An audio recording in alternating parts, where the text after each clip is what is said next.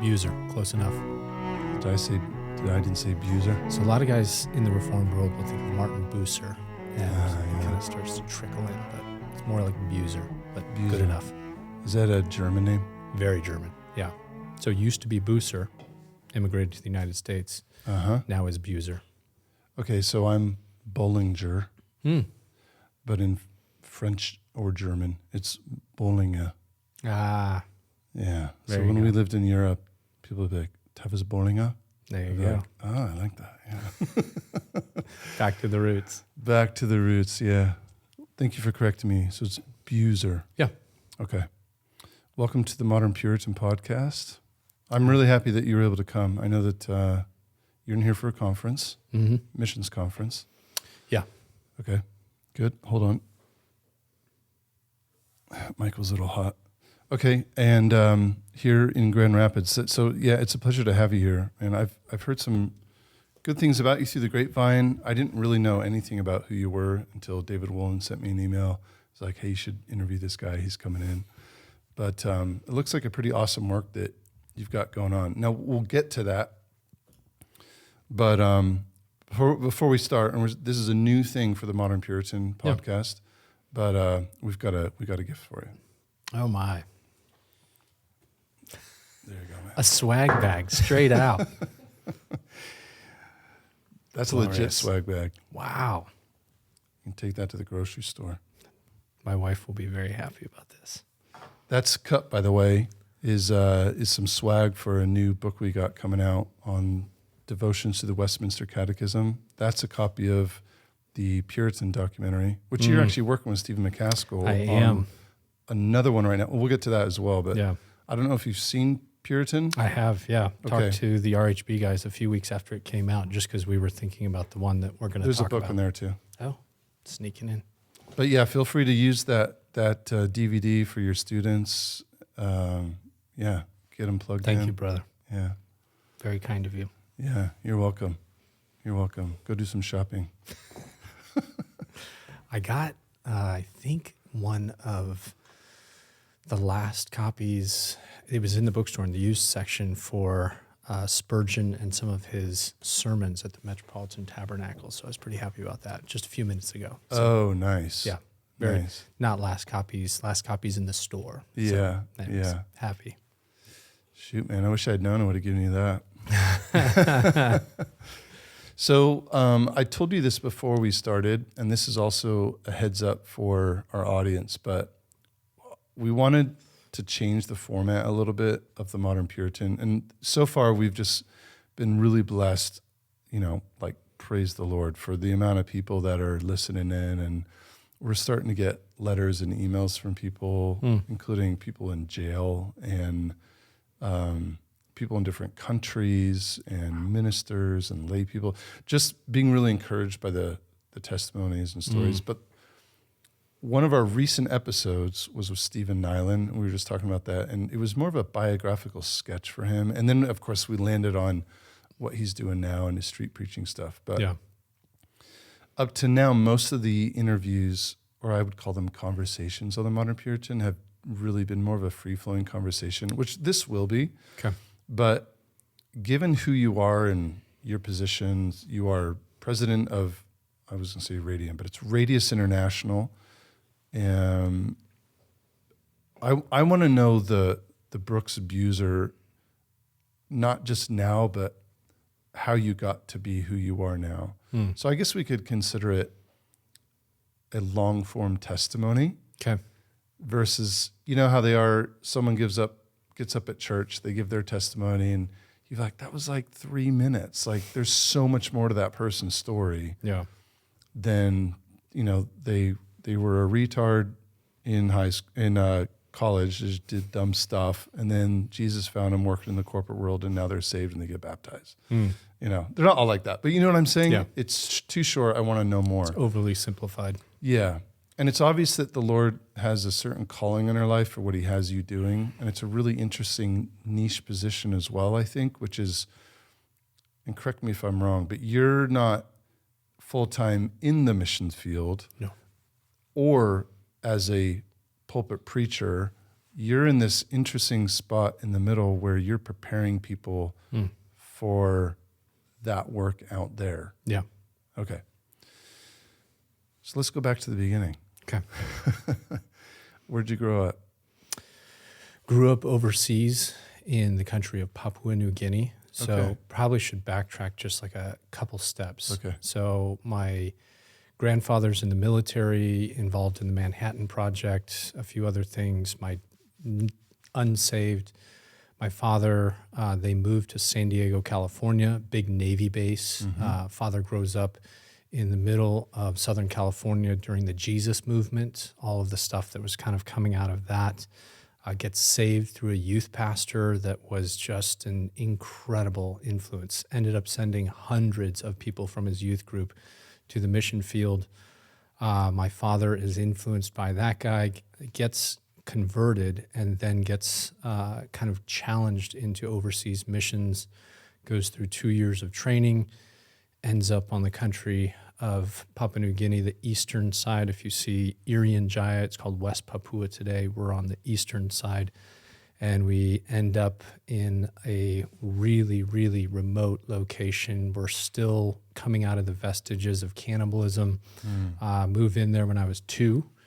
And then when I turn 6, head off to boarding school for first grade, and did boarding school from first grade till 12th grade in Papua New Guinea at a Commonwealth boarding school, a lot of British and Australian influence. So that's kind of the younger years, but bouncing back and forth between that tribe and seeing them hear the gospel and see a church come to formation among that people group influenced my life in innumerable ways. Just a powerful kind of argument for what a life can be used for. So that's a lot of the upbringing. What was the boarding school like?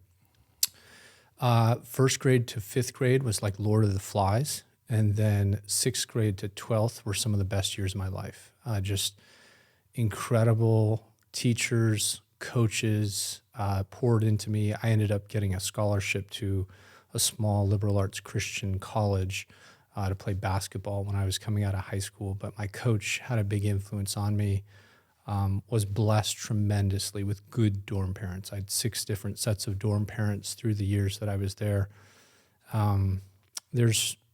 I'm convinced there's no perfect upbringings. There are situations that the Lord redeems, and even the early years, to see God's hand in that. I think it shaped me in certain ways, the resilience, the way that we had to work together to manage those days. But then coming into 6th to 12th, again, just incredible years of certain men and women, not the least of which was my own father and mother, but dorm parents, teachers, and some coaches that poured into me that made a lasting impact on my life.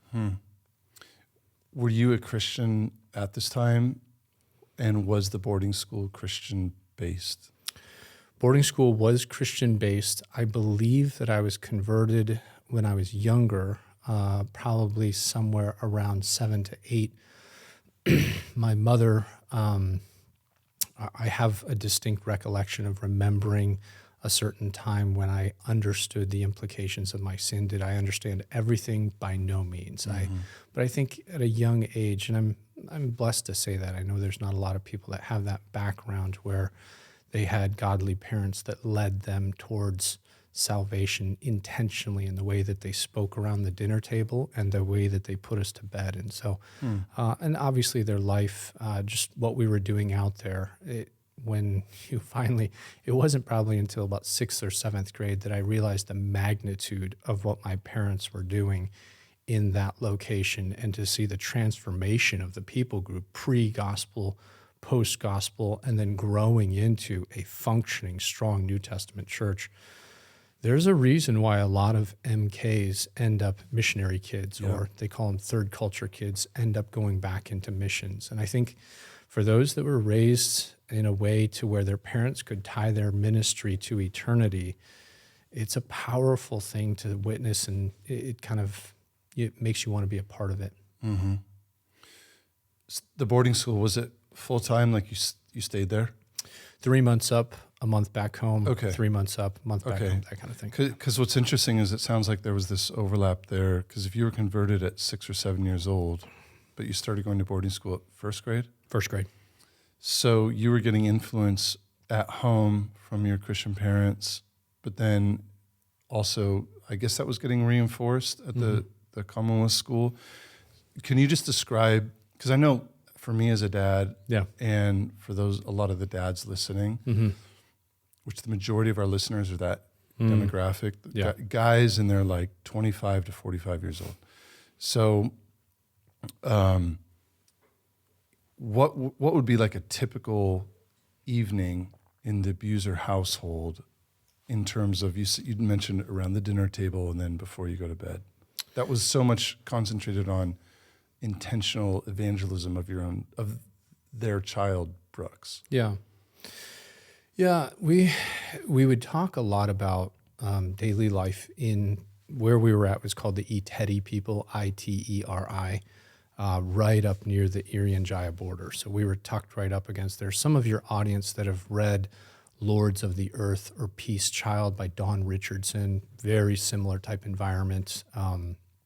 So we had enough interesting things happening in our life to talk about around the dinner table, but Dad would usually steer the conversation towards something that was found in Scripture and make sure that we would think through it and give kind of some sort of a response to it.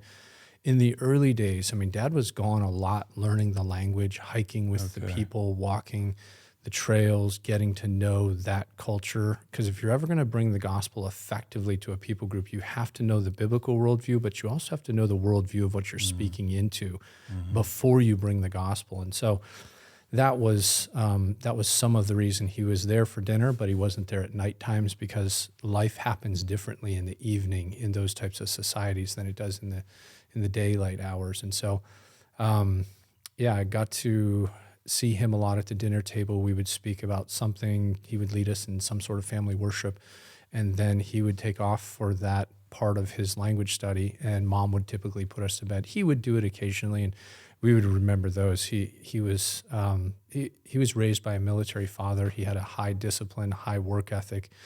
But I tell you what, when he wanted to get the boys rowdy, he could do that pretty well too. So I had a younger brother who was 2 years beneath me, and he would get us pretty riled up. Anyways, it was a fun upbringing. Okay, I can't let you get away from mentioning obscurely the things that were happening amongst you said the Iteri people? Iteri, yeah. Iteri. Yeah. And then this almost like nocturnal culture. Is that correct? Well, you find these equatorial people groups that are close to the equator where the temperature is just so hot. It was like 110 every day with about 90% humidity. So it was just hotter than fire. And so when the sun goes down, especially when there's a full moon, because you can see the fear of people that are in darkness that do not understand the God of heaven and earth. But when the moon is out, they're able to move around. There's less fear of the darkness. It's just a whole nother world. And so the temperatures dropped severely, and there's a lot more life going on at night. And so you, as a good missionary, you're going to want to know that part of the world where there are any ceremonies that are going on, any reconciliations, any fights, any big issues, generally going to pop out in the evening time. And so he was out with them late into the night because they were night owls, and then they would just sleep in during the day, huge siesta time in the middle of the afternoon. Only people that don't know that environment are staying up in the middle of the day. But so he was out for a lot of that. You just made me think of how 2 days ago I was out deer hunting. It's archery season right now in Michigan. Okay. And I stayed out. I hiked in further than I had before on public land. Okay.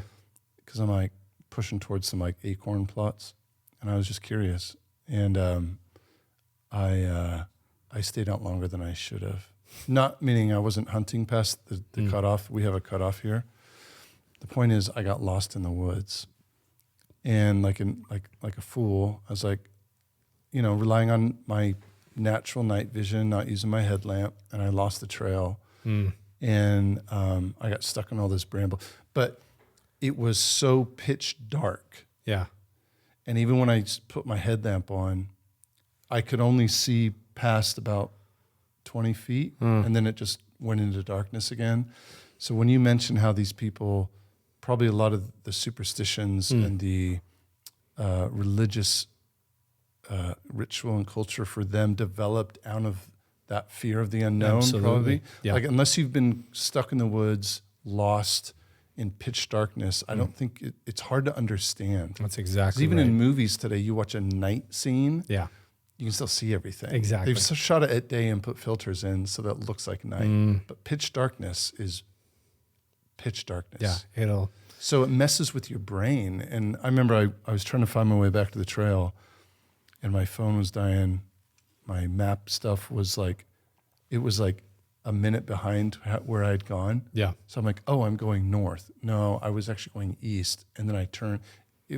I started to I hit almost panic level. And you can imagine how out there you're thinking like, bears, demons, whatever it is in your mind, and your worldview is going to be heightened beyond whatever is in daylight. Yeah. So anyway, thank God for compasses, real ones. Yeah. And I'd say it's his providence. Because I remember I came back to this this fallen tree once or twice. And on the second time I started to get scared. I'm like, I just walked in a circle. Yeah. And I did not even. Anyway, it's just interesting that that's a part of your growing up. Would your dad take you out at night sometimes? He would, not very often, especially in the early years. The hairiest story he ever told me about those early years, and again, the Iteri were still coming out of cannibalism. Like they weren't cannibalizing when we were in there, but everyone in the tribe, the fathers and the grandfathers, had all eaten people from around there. No kidding. And so he was hiking with the Iteris one night, and they stopped at a bush camp to sleep, and some guys from a further tribe away, still speaking the same language, came in, and he could hear enough. He couldn't speak very well, and he remembers laying down to go to sleep, and they're talking with them, and he could hear the visitors ask the guys that he was with regularly, have you guys ever considered eating this guy? And all of a sudden his ears perk up and he's pretty attuned. And they said, no, he's pretty nice. His wife has brought medicine. They help our kids. We don't think we're going to do that. I mean, he didn't sleep the rest of the night, but I was like, oh my goodness. I mean, we would end up going back to Papua New Guinea, and we didn't go to a tribe that had that recent of a history of cannibalism. But I mean, I went back just a few years ago, and there's still skulls of, like, they would dig up some of the memories of different people. It's a different way that they remember, but it's just a totally different world. And like you said, when you're hiking at night, we would go boar hunting in the tribe that I would end up working as an adult, and you can't use your flashlight. You can't have bug spray. You can't have anything that would let the boars know that you're there. And it's terrifying. I mean, it's just, the darkness has a way of bringing out your worst fears and your mind. You have to have a disciplined mind to not let yourself go where it wants to go. Wow. Okay, well, you went up to me on that. I've hunted boars, but in daylight with firearms, not probably what you were doing. The people group that we moved into, so when I went back as an adult, a boy changes into a man when he kills a boar at night with a spear by himself. So no other guys with him? No other guys. He's No, got he to can head out by himself into the jungle. Well, there'll be like a house where, there'll be a blind here, a blind here, a blind here, but you're going out to that blind by yourself, and you're throwing that spear by yourself. No guns, no nothing, no archery. It's only spears. And so when we moved in, they asked us, myself and the two other guys, have you ever killed a boar at night with a spear? No, I've never done that. I mean, who's done that? And they came up with a new name for us. They called us overgrown boys, because you're not allowed to marry. You're not allowed to father children. You're not allowed to enter into the house of men, where only men are allowed, until you've done this ritual. You've passed from boyhood to manhood. And so if the gospel was ever going to be clear to these people, or if it was ever going to come to these people from somebody that they respected, we had to do this. And so in conjunction with our language study, we were out there hunting for boars. And it took us a few months. We had a breakthrough when we realized, when we were wearing deodorant, the closer the pigs would get, they would only get so close, and then they would take off because they were smelling us. And the Yembis, anyways, there's a whole series of things that we had to learn before we all got our boars. But yeah, it was... those were hairy experiences. Do you mind telling us your your story about actually getting the boar? Yeah, so culturally, our fathers were supposed to have taught us that, but we violated that culture. I mean, we didn't know this. We moved into the people group, and so it was our father-in-laws that took responsibility for us. So my father-in-law, his English name is Willie, but his tribal name was Tarangawi. Tarangawi took us out, he took me out, and he took me about 5 times, and he would show me how to walk. You're not supposed to walk like this. You're supposed to walk sideways along this little path because you're more stable walking that way in the dark. Remember, you've got no handrails, no nothing. This cross-stepping is a little more stable than like this, and you've got a little bridge. Then there's a blind up there with some food that the pigs really like. And the first night I got one, so I had a lot of disadvantages. I'm 6'2", 215 pounds. I don't sneak well in the jungle, but I got my spear down to like a razor's edge, just so if I hit that thing, I'm going to try and go right through it. And they said when you get up to the blind, when you hear them, they're going to be taking their tusks and they're going to be scraping the meat from this sago plant. They're dipping their tusks in and ripping it open. When you hear them, don't stand up. You wait until you hear that scraping, that ripping, because his head's down, and then he's deaf and blind to the world. And you stand up, you put your flashlight on him, and you throw for everything you've got. And you try and get him right behind the front leg. If you get him in those ribs. And so I'm going up there, and I mean, you can hear your heartbeat in your ears. Like your adrenaline is through the roof, because if you miss, most of the men had these half-circle scars on their back where a boar would knock them down, drop a tusk into them, and make these little ripping marks. And some of them didn't live through it. Yeah. And so I'm just going, Lord, if this is the way I go, this is the way I go. But I pray this isn't it. And get up there, just heart pounding like crazy, pop up. And I'm just so nervous I forgot and he's up there, turns and looks at me. Throw the spear as hard as I can, go through one rib, go through the other rib, busted a few of them.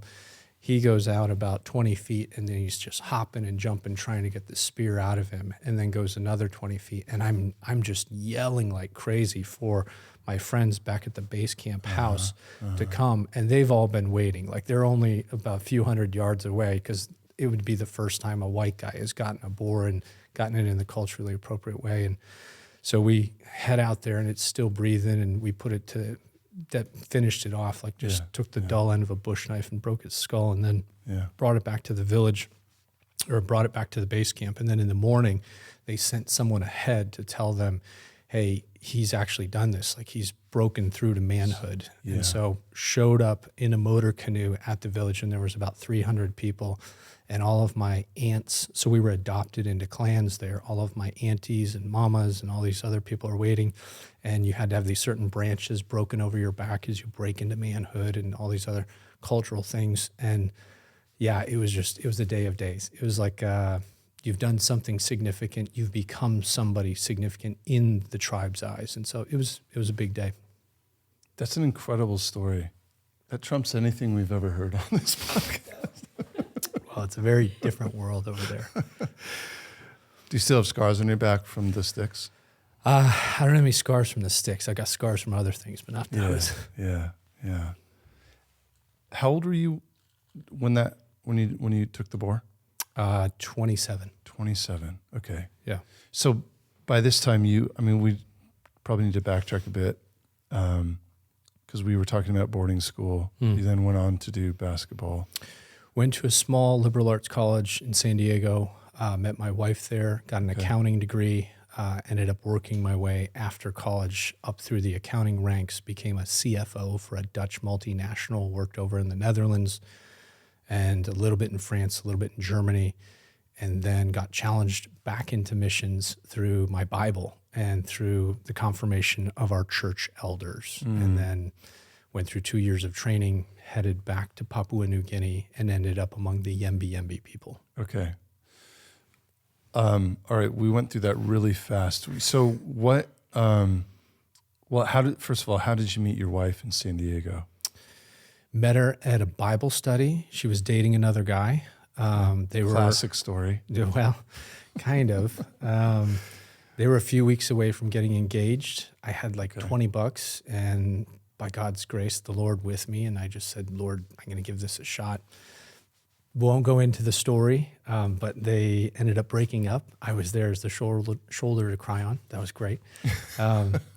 And we ended up dating, and then she's 1 year ahead of me in college. She graduates, promised her mom she wasn't going to marry until she graduated. We get married 3 weeks after she graduates. She puts me through my final year. And just blessed beyond measure. I mean, second to my salvation, my wife has just been what will be accorded to her in glory someday. I'll end up on a lot of podcasts and things, and we're doing a series of films, but what she did among the YembiYembi and the way she taught a lot of those ladies how to read and write for the first time in their language, the way she stood behind me is just, someday there will be a reckoning for that. Let's get her on here soon. I'm serious. You just got to meet her. I know, no, she's running through the corn. What do they do? They have a maze in cornfields or something? Oh yeah, like at the apple orchards of these corn mazes. I've never gone in because I told you I got lost in the woods. So what is it? Like you just try and get lost there or what? Yeah, and then they have these towers where they maybe help you get out. Really? Yeah, it's the perfect setup for like a horror film. Exactly. So why would you do that? Right. And I mean, it's like close to October 31st right now. I'm like, what's the point? How was the transition for you from this MK background? Yeah. You know, sounds like you lived most of your life, if not all of it, in Papua New Guinea until you came to San Diego for school. What was it like for you coming into, San Diego of all places, which I've spent a lot of time there from being in the Navy. That's right. And it's beautiful and it's debaucherous and it's there's a good Christian presence down there too, I know, but there's also a lot of just darkness. So, what was that like for you? Such a dramatic change of cultures. Yeah. Like, did you struggle? I know you were raised, it sounds like you were raised in a pretty protected context. To some degree. We came back every 5 years. So every 5 years we would pop back to the United States. My mom is from not too far away from here, near Lansing, a little city called St. John's, Michigan. And so we would go see my mom's family and then my dad's family in San Diego. So I, for better or for worse, became a Spartans and a USC Trojan fan at the same time. Okay. That's an interesting mix. Yeah. Dad kind of pushed to the dark side with U of M, but that's another story. I think those years were really helpful, the coming back and the seeing things. And my parents did a really good job of, we live and we work in Papua New Guinea, but first and foremost, you're an American and you're from this culture, and letting us see certain cultural touchstones, we would drive from San Diego to St. John's, Michigan, and we would stop and see the Grand Canyon and see all of these different sites and make an intentional trip to New York to see Staten Island. And so these things weren't just places that we read about in books. We'd actually seen them. My wife and I teach a class down at Radius for the students that are going through our program, and it's called How to Raise Normal MKs. And she's got a counseling psych background, and then my background is being an MK growing up and coming back for the college years. We try and help really well the parents start to form their kids to where they don't have to be lovers of the United States, but they do need to have an appreciation for their passport country. It's very easy for MKs to love the country that they grow up in and to have a scorn for the country they didn't grow up in, but it's actually their passport country. And it's the wise parent who engenders in them, hey, remember where you come. Your grandfather helped this nation when it was going through its darkest hours. When Pearl Harbor was hit, he was part of the team to go over and weld those aircraft carriers back together and get back in. There was an intentionality, and I think it's the wise missionaries who raise their sons and daughters. Okay, you might not know this yet, Brooks, but you are from San Diego, so that means you're a Padre fan. That means you used to be a San Diego Charger fan. You're not anymore because they moved to LA. You love the Navy, you love the Marines, you love California burritos, and you don't even know any of this stuff, but you have an identity that's built because your parents helped you think through that while you were overseas. And so coming back to the United States, I had an identity. I didn't have an experiential identity, but I knew kind of these are my people instinctively. And first and foremost among those people is the local church, man, to make sure. I'm a big believer that as kids head off to college, the biggest thing isn't the amount of scholarships they're going to get. It isn't the grades. It isn't the friends they make. Is there a local church that teaches the gospel clearly that they're going to be a member of while they go through college? Mm-hmm. If they don't have that, you are flirting with some serious danger. Yeah. Yeah, I can speak from personal experience on that. Like I went off, I'm from Los Angeles, went to the Naval Academy on the East Coast, but when I went there, I just didn't get plugged in. And I really, really struggled. Yep. In fact, I went into a spiral, and it was mostly because of that. Were you in the teams? No. Okay. That was my goal. Okay. But I got medically discharged for a totally unforeseen vascular situation in my legs. Okay. So yeah, my whole desire to go in the Navy was because of Dave Smith, former SEAL, he was a substitute teacher at our high school and also was on the football coaching staff. So I got him like twice a day. And I remember he'd come in to substitute like our physics class, and he wouldn't teach physics. He'd talk about how to set claymore mines and like the time he and his buddies rappelled off of bridges in Beirut or something. I'm probably getting the location wrong, but he was such an inspiration to me, just his grit, his passion for life and for teaching. And like, it wasn't so much that he was this very masculine guy. He was probably 5'8". He wasn't really tall, but it was just his perspective on life. It was like, whatever the world has, bring it, you know? And as a young man growing up, it's like, I want to be like that guy, you know? And so, and plus my great uncle Pete, who's now passed away, but he was one of the original UDT guys. Wow. Before they were the SEALs. So he was like a precursor. Exactly. Served in Vietnam, and then went on to be like this super brilliant professor of engineering. Two totally different worlds, you know, and living in Germany and learning German and this whole amazing life. And I'm like, I want to be like Pete and Dave. And so that didn't happen. But actually I graduated Annapolis a year before the towers got hit. So the Lord had a different plan for me. I've had friends die and other friends come back kind of dealing with stuff. So, Yeah, I had a basketball coach in high school who was a recon Marine back in the day. And I just wanted desperately to join the Marine Corps when I graduated from high school. And my dad, to his credit, said, if you give me 2 years at college, I'll give you my blessing to join the Corps. And I get into college. I meet Nina the first day of freshman orientation, and I wave bye-bye to the Marine Corps that day. But Joe Dunn, man, he had a huge influence on my life. He was a man's man, but he was a thinker. And you could tell in the way that he raised, not necessarily as his children, but the way he influenced young men. There are men that... There's a reason why the best professors in the world, the best coaches in the world, people gravitate to their classes. Good leadership is a gift from God. And to have men who know how to lead men, they attract a certain type of young man. And I was in the middle of that. Let's go down a little rabbit trail with that, because I think it's really important, this conversation that's going on these days about masculinity, especially in the face of the woke mentality that's overtaking, you know, our country and the West really.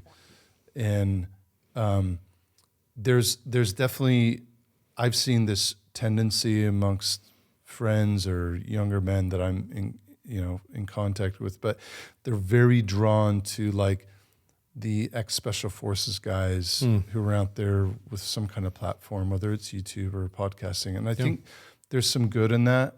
You know, you get a guy like Jocko Willink, right? And he's got some really amazing things to say. He doesn't really talk about faith, you know, so can't really find that. But if you want to find a role model in terms of leadership and being a good husband and father and all that, great, dial into that. But to tie this into what you came from and what you're doing, I know we're leaping way ahead of your life story now, but well, I'll just ask you the question. It feels like there was this period in history, especially back in the early part of you correct me on this, but kind of like 18th century into the early 19th century, where there was this just very strong emphasis on missions work. So you've got like William Carey, you've got the Cambridge 7, Yep. Is that right? Yep. C.T. Studd. C.T. Studd. What a great name. Chariots of Fire. What was this? That's Eric Little. Eric Little, thank you. We have these heroes of the past in terms of missionaries. If you ask me today, like who are the heroes of today that are doing missions work, I'd be like, I have no idea. Yeah. I have no idea. In fact, we were going to have Paul Washer on here a few weeks ago, but he had to back out last minute, which is fine. But the first question I wanted to ask him actually was, do you miss being in the field? Like, I know he's got a very important role now, kind of as top of the pyramid, overseeing Heart Cry. But I know there's hundreds, thousands of not just guys, but like families, or even I'm assuming there's some single women out there too, as missionaries fulfilling the Great Commission, which I know that's something you're going to want to talk about. But we don't know who they are. Maybe the guy or the girl or the family comes into your church every couple of months and is like, hey, please support us. And then bye. Yeah. And coming back around to the masculinity thing is, I wish that there were more men, especially, I would say, but also all Christians, but especially men, because God's given us these certain gifts of leadership and, being so focused on a mission that we can't think about anything else, like go. The word go with exclamation point after it kind of thing, you know, go. And I wish there were more guys that were motivated in the same way that I was for special forces, or the other guys are for like saving children from sex trafficking, all great things. Like if that's your calling, go for it, do it. But what about the mission field? I'm coming around now to the question, why aren't we seeing the legacy that we had back in the day? Or are we, and we just don't hear about it?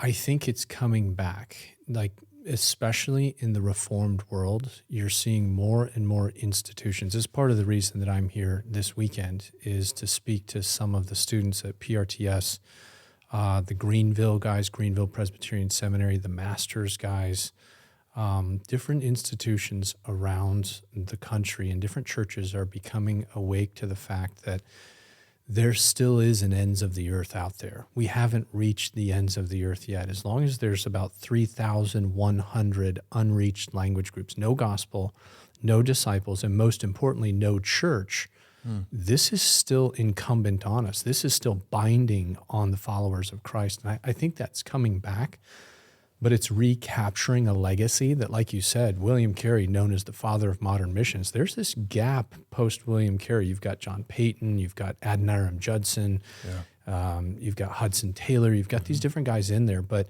there's kind of a quietness, and some of that, there's a zeal that's out there, but zeal without knowledge is deadly, especially on the mission field. And that's some of what Radius is pushing back against. Let's make sure they know their Bible. They know how to church plant.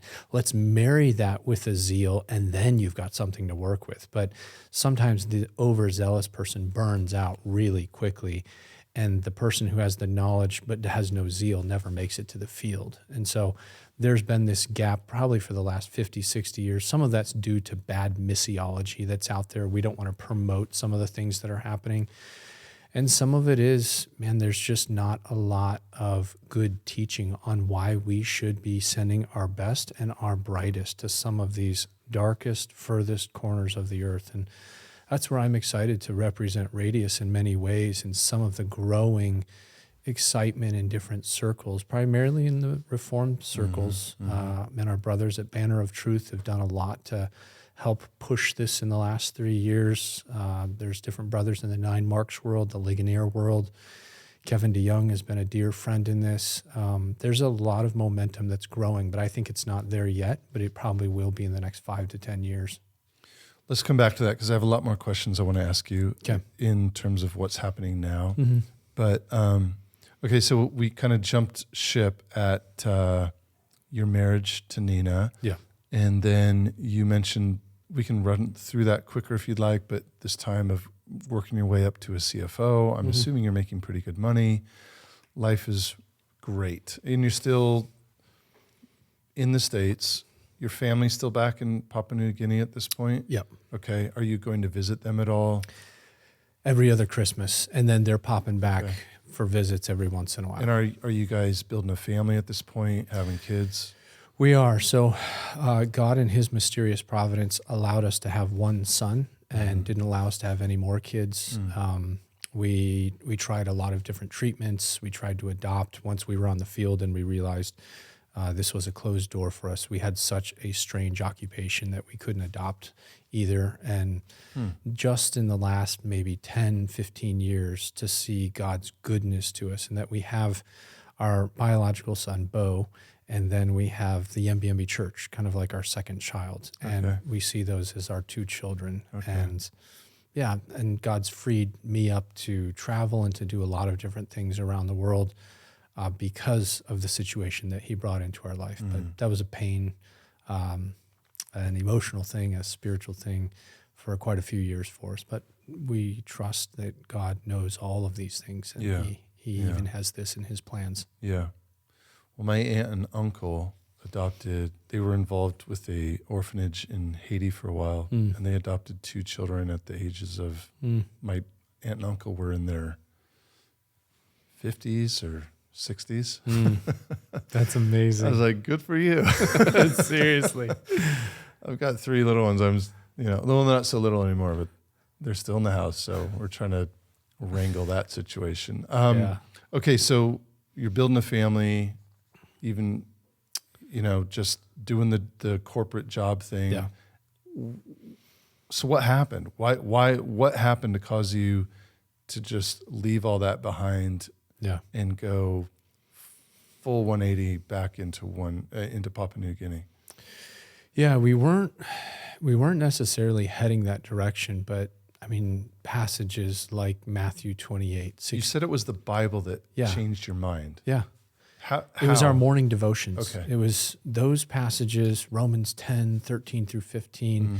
How are they going to hear unless someone preaches to them? And how are they to preach unless they're sent? And Paul, when he's speaking in Romans 15, 18 to 26, and he's talking about, it's always been my ambition to preach the gospel where Christ has not been named. And there is this set of missionaries. You've got your Timothean missionaries, which are heading to places that already have the gospel, but need reinforcements, need better teaching as he goes to the island of Crete to name elders. But then you've got these Pauline missionaries. And I say the Bible, but I think at that point we were reading good missionary biographies as well. Can you name a few of them? Oh, please. The best missionary biography, hands down, To the Golden Shore by Courtney Anderson. Okay. The Life of Adoniram Judson. Okay. And that will put steel in your spine. And right next to it, the autobiography of John Peyton. Not John Patton, John Peyton. Okay. But Peyton's story of taking the gospel to the New Hebrides, burying his wife 9 months into it, and his child that was 7 days old, having to sleep on their graves so they wouldn't dig them up and eat them. For 3 months staying there, and he stayed. And he learned their language, and he brought the gospel. I was just over there 3 weeks ago. We're doing this biography with Stephen McCaskill on Peyton and 5 other guys. And to see some of the members of the church that he planted nearly 150 years ago, and the language of Papua New Guinea and the language of Vanuatu are very close. And so I was able to interview some of them. Did they really understand the gospel? They did. And the church was still going on the island of Aniwa, the heritage of this man. And so these biographies were starting to influence Nina and I in these passages. And we went to our church elders and we said, guys, we know that, at that time we were making enough money. We were supporting about 5 or 6 missionary families. We were active in our church. We were eyeballing houses in La Jolla, and I was looking at a particular brand of a Mercedes-Benz that I was really keen on getting. And yeah, I put a lot of trust in church elders for the missionary call. I think it's dangerous folly for someone to get excited about missions and to do it independent from the local church. By submitting yourself to the local church and by putting yourself under that and aspiring to be a missionary, using that language instead of calling, I think that puts them in a position to where they can mold and shape that. Because not everybody who wants to be a missionary should be a missionary. And your church elders are in the best position to kind of help steer your ambition, your zeal, or lack thereof. And so by God's grace, they said, brother, sister, we see this and we would like you to do this. And so we pushed all our chips in. I gave my 30-day notice at the company. That was an experience. And we walked away from that in January of 2001. So not that long ago, really. 22 years. 22 years ago. Sounds like a long time, but really, really not. Yeah. Yeah, it was, it feels like ages ago, but yeah. Was Nina prepared for this at all, knowing your background? She knew. How did she take she's like, you were just looking at a Mercedes and now we're going to go to Papua New Guinea. Well, we're kind of compressing the timeline a bit. This was about 9 months, a year worth of wrestling and praying and wrestling and praying. And I tell you what, a lot easier to wrestle when we didn't have a little boy in the game. But once we had our Bo, and he was 2 years old when we headed off to missionary training, now you've got skin in the game. Now you've got the biggest thing that gave me pause was when I handed my 30-day notice into my job and said, we're leaving. And they asked, okay, what company are we losing you to? And I said, no, we're actually we're going to go somewhere. They knew I was a Christian. They didn't think I was. It's called PNG. Yeah. And I'll never forget, my boss turned around and he had a whiteboard and he started listing all the things we were leaving behind. And he had our bank account. He really did that. Oh, totally. And then he lists my son's name on there and he goes, you know where you're going. There's no good healthcare. There's no good schools. We had prepaid for his private school education. He was going to go to USC, be a football star, save the San Diego Chargers. It was going to be great. I had visions of this. And to hear what I might possibly be putting him through, those are hard nights to lay in bed and to think, have we taken this missions thing too far? And I think at those hours, that's when our God is the most comforting, the most presence for wrestling through those types of challenges. And by God's grace, we had a good church as well that said, hey, we're standing behind you, brother. Keep going, keep going. Yeah. I can, it's hard for me to imagine just the doubt in particular. I know for myself, I would be thinking, is this a kind of zeal for this novel thing that I'm going to change my mind in 6 months and be like, oh, now I'm on to another shiny object. Yeah. And maybe I'm speaking to someone who needs to hear that, but I think that gets back to your point of there's people that shouldn't be on the mission. I'm not saying I shouldn't be, maybe I shouldn't be, I don't know.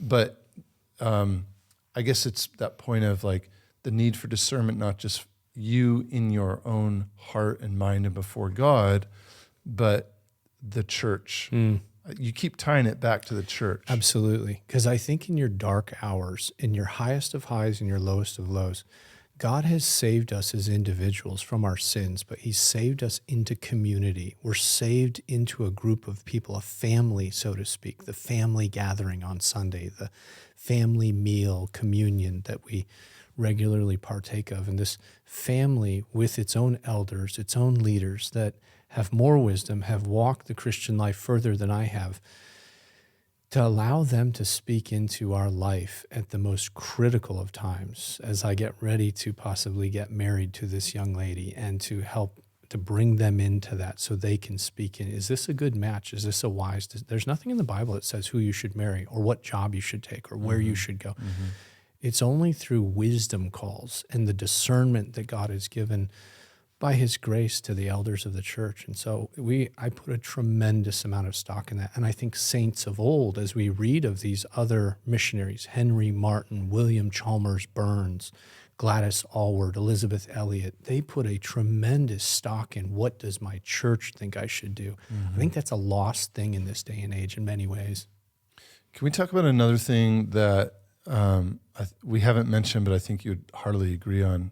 And I know this because of a tweet you recently did, or an X, whatever we call it now, is you had laid out about 30 books and said something about like, for missionaries, it's important to have read well, something to that effect, right? Before you head out. Yeah. Can you expound on that a bit? So Radius is this unique program where you've got churches over here, you've got sending agencies over here, and we're in the middle. We're a training school. We're not a sending agency. But there's a lot of organizations that give us free resources because they want to influence and they see the value of what's going on there. So Grace to You, that's John MacArthur, Ligonier, 9 Marks, Desiring God. I think you mentioned Banner. Yeah, and then I'm getting to the best of the best. Oh, okay. Banner. Banner of Truth just has remarkable resources that if you can help shape people in their training years, their literary appetites, their taste buds for what they read are calibrated at that stage, it will benefit them for the rest of their lives. And so there's books that I pick off the Banner website and they send them to us for free and I hand those out. Now they have to take a picture so I can send it to Banner and say, thank you guys for the books. And they have to read it within the calendar year. That's what they're agreeing to when they take a free book. You've got one calendar year from the day that you get this book, but you get that DNA into them. You get Amy Carmichael, Beauty for Ashes. You get Precious Remedies for against Satan's Devices, Thomas Brooks. You get some of these different resources from the Puritans. You get John Bunyan. You get Pilgrim's Progress. How many young people haven't read Pilgrim's Progress, the second most read book in the history of the world next to the Bible? You start getting that into their DNA, that will stand them in good stead when the police are going door to door knocking, looking for the Christians, when their wife is burning up with malaria, when their kid is just crying his eyes out because he's having to leave grandma and grandpa and he's heading over to the field. What will be there in the dark hours? What do we sing around hospital beds? We sing the ones that we know, the songs, the hymns that we know will be there, that have been ingrained in us by good churches as we went through each Sunday. Same for missionaries. What they read will come back to them at those critical hours. So, yeah, I promote a lot of books kind of through a backhand. Hey, if this is good for missionaries, it's good for you too. Yeah. That's my backdoor way of encouraging people to read a lot of good books. Do we give you free books? Not yet, but that's part of the reason I'm here too. I'll talk to David Woolen about that. Yeah, I was looking through the bookstore today. My goodness, you guys have some good ones here. I mean, yeah, and we have a good kind of queue coming up, right, Abby? Yeah. I mean, yeah, you would know that better than me, but we've got some. What are some of the projects we're working on? So we've got Rutherford's Works. Rutherford's Works. Do you know any of the other ones? No, same. We have a sets catalog that I have to reference. But I know Spurgeon's Tabernacle, that's all coming out. Still late stages. Wow. Yeah. I just got one of the old ones that had the old leather copy. It was a little bit cracked. I'm like, oh, this is glorious. Nice. Yeah, there's little treasures in the used book section here. It's really good. Yeah. Yeah. For everyone listening, come visit because we do have a good used book section. There's more in the back too, so if you want to see more, back and upstairs. I love the Rosario Butterfield on the front too, like some of her stuff. She's going to be on that missionary series speaking to the Amy Carmichael episode. Speaking of tweets, I mean, I'm so proud of that lady, the way that she uses her platform, her background from Syracuse. It's a whole nother topic. Yeah. Anyways. No, I saw she talked at some city council meeting or something. It was pretty awesome. Did the resume, the 30 seconds into it. I'm like, how do you not listen to this lady? And she just dropped it and she was gone. It's like, wow. And then at the end, and they stopped her because her time was up. And I just want to say, I'm praying for you guys. Oh, that's right. She just said what that. A great Christian thing to say. That's like the Christian mic drop. Yeah. I'm praying for you. Yeah. It was glorious. Yeah. Okay, so you you go to training. Now let's talk about that because you're involved in this now. Yeah. The training aspect. Yeah. What was it like for you then? And did that, looking back on it, did that affect what you're doing now? Very much so. Okay. I'm convinced the most critical stage, like the church is the most important missionary training sphere out there. If they don't get good ecclesiology from a church, they're never going to be effective missionaries. Doctrine of the church. If they don't know what a church looks like, smells like, acts like, they're never going to carry that DNA overseas. But if you're ever going to get to unreached language groups, I don't like the language of unreached people groups, but unreached language groups, those 3,100 or so that are left, you're going to have specialized training. You're going to have to, like you and I talk about the Navy SEALs. We have a lot of aspiring Navy SEAls that go to my church in San Diego, California. Oh, I bet you do.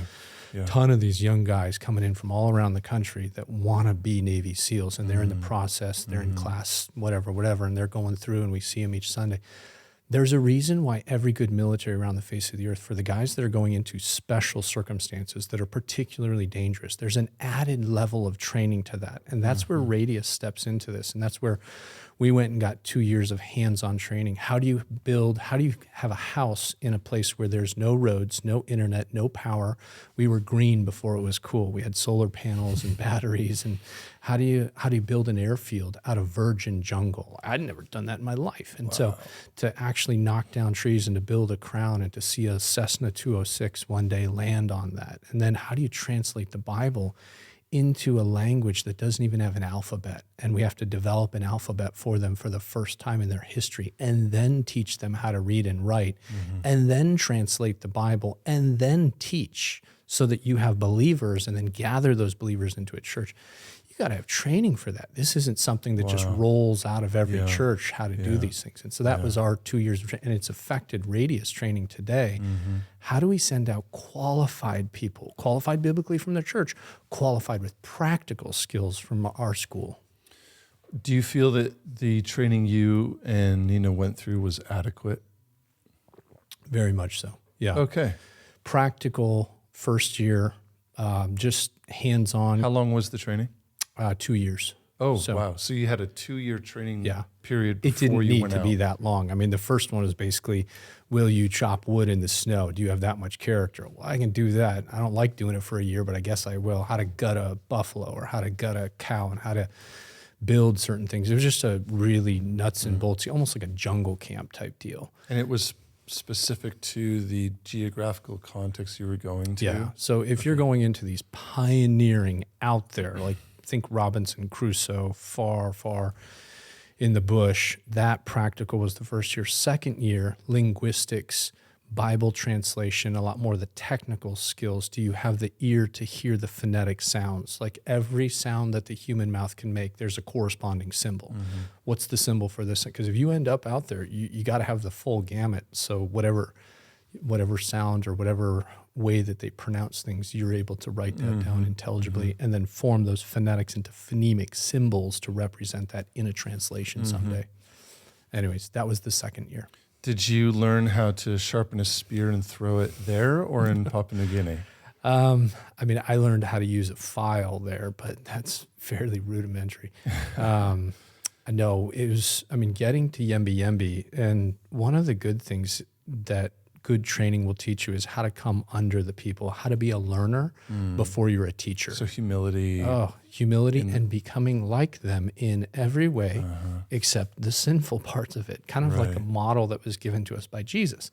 We're not little avatars of Jesus. That's not what I'm saying, but there's a model to where, why didn't Jesus come as a 30-year-old to Jewish culture? Why did he come as a baby? There's a model there where we don't have a lot of years for what he did from a certain age all the way up to the age of ministry, and to become like your people, to smell like them. When I would go on church planting visits, I was a church planting consultant my final 7 years. You can tell the good missionaries by how they smell, because what you eat affects the smell of your sweat. And if you're eating the local diet, if you're eating the diet of your people, you smell like your people. And that's a good thing. That's the way missionaries are supposed to be. And that's not the totality, but you're looking for guys that are trying every way possible to align themselves, to be like their people so that they can have a platform, they can have credibility to speak from. Yeah. So you do this training. Well, let me ask you just though, what do you wish, if anything, that those 2 years had as part of the curriculum that you felt like was lacking, that maybe you've addressed in Radius? Yeah. We pay particular attention at Radius to a theology of suffering. I wish we That's very interesting. Yeah. I wish we would have gotten more of that. We got a bit of it, but John Piper has this book called 21, now it's 27 Servants of Sovereign Joy. It's a big fat book. But book number 5 in there, it's the Swans Are Not Silent series, all condensed into one kind of volume. And book number 5 is called Filling Up the Afflictions. And it's the story of John Payton, Adoniram Judson, and William Tyndale. And Piper has a particular gift for distilling someone's life down to the salient points. And that book, walking through filling up the afflictions with every Radius class and talking through what it might be like for them to bury a child, them to bury a wife, them to burn at the stake and be choked out at the same time like Tyndale was. There's a gravity to that every missionary should think through before they go to the field. Count the cost, brother. Count the cost, sister, before you go. I wish we would have gotten more of that, to think in terms of, okay, this is a heavy ask, and it'll be worth it someday. And I think that's the ending of filling up the afflictions is, and yet after all of these things, it's going to be so worth it. This is worth giving my knees for. This is worth giving my liver for. I've had malaria 7 times now. Oh my goodness. And it takes an effect. It takes a toll on your liver, but it's worth giving your liver for. Like the YembiYembi Church and what it's doing today. It's a price worth paying 100 times over. It's worth it, but you've got to think through that before you go. Yeah. That's so interesting because I've been reflecting. I've done a lot of theological study. You know, I went to Masters in 2010 to 2013. Seminary or you? Seminary. Okay. And then, because I went to the academy for undergrad, then I had about a 10-year break where I was in commercial real estate. So somewhat similar to your story. Yeah. And then went off to Durham, England to do some postgraduate work. And we were over there for about a decade. But I've spent a lot of time thinking about Scripture and about theology and doing it both as in like a ministry context and an academic and then a family context and just personal life. And one thing that I found, as this is my own journey and it may be different for other people, is in the past 6 months, I've done a lot of reflecting on the lack of a theology of suffering within, let's just call it the broader evangelical, and I would say even the Reformed church, maybe not the Reformed tradition, but as the church stands today, I feel as though, this is a generalization, of course, but we've been invited to sit in the recliner and enjoy our theology of prosperity, you know, or even just a theology of baseline comfort. And because I know not all Christians are wealthy and not all Christians have great circumstances, but still we're pretty comfortable, at least in the West. And this idea of suffering, it's funny in the secular context, it's like, take ice baths and do these crazy 100-mile rucks, and it's almost like they get it. Yeah. Like there's a benefit to putting yourself through really hard stuff. Yeah. And men yearn for that. We do. Yeah. Because we want to emerge from it, right? We have the same hesitations and fears and doubts about, like the guys in your church who are going through buds, it's like, do they love cold water? No. Everyone hates it. Do they love having their clothes full of sand and getting chafed through a whole day of carrying logs around? No. But there's something at the end of that. Yeah. And so the same with as Christians, but I think especially in the missions context, you got to know that, losing a child, I mean, taking it to like the extreme, but also realistic. Okay, but how do you not just cope with that, but how do you contend theologically with that before and with God? Yeah, I think we find a lot of our answers in 2 Corinthians chapter 4, where what is seen is temporal and what is unseen is eternal. And to calibrate our eyes, I'll talk about what, at a few different college campuses, what are the marks of somebody who goes the distance in missions? And one of those marks, hands down, is they have eternal eyes. They can see past this world. And I worry that this world tacitly has its grip on a lot of people, even good things. Theology is a wonderful thing, but if it's an end unto itself, it never pushes you out into your community. It doesn't push you out past the English language. There's a good and right impetus in Acts 1, 6 through 8, in Matthew 28, that pushes us as Christians. Where is the gospel not gone yet? And I think if our theology doesn't lead us towards that, there's a fatal flaw in there, because it just kind of turns inward almost. But if we have these eternal eyes, and this is where I love dealing with college kids who are getting ready to lay down their life. Like if you're coming to Radius, you're getting trained for the next 15 to 30 years. This is how long it will take you to see a strong New Testament church established where none exists. Wow. And people who walk away from dreams, walk away from Christmas with their families in their home context, those are big costs. But the only way they do it, I'm convinced of it, is they see past this world. One of the greatest quotes, and it's quoted all the time, is John Paton, when, remember, the elders of his church come to him, and they had a missionary who had gone out just a few years earlier and had gotten eaten by cannibals on the island of Vanuatu. He had made it there. They killed him. They ate him. And he's getting ready to go. And one of the guys, Mr. Dickinson, stands up and he says, "You'll be eaten by cannibals. You'll be eaten by cannibals." And he has this famous saying, "Mr. Dickinson, you're now old and well advanced in years and about to be laid in the grave where you're going to be eaten by worms. I don't care if I'm eaten by worms or by cannibals, because on that great day, my body will arise as fair as yours in the likeness of our risen Redeemer." His eyes were past this world. He was thinking of the world to come. And I think that's the only way we snap out of the good things even that can pull us back to this world, is we have to see the eternal world. We're only here for 60, 70, 80 years, and what you do will ripple throughout all eternity. And the guys who walk away from dreams, the ladies who walk away from home, who walk away from families, there's a glory that will be there someday when the King returns. Do you think that technology has had a negative impact?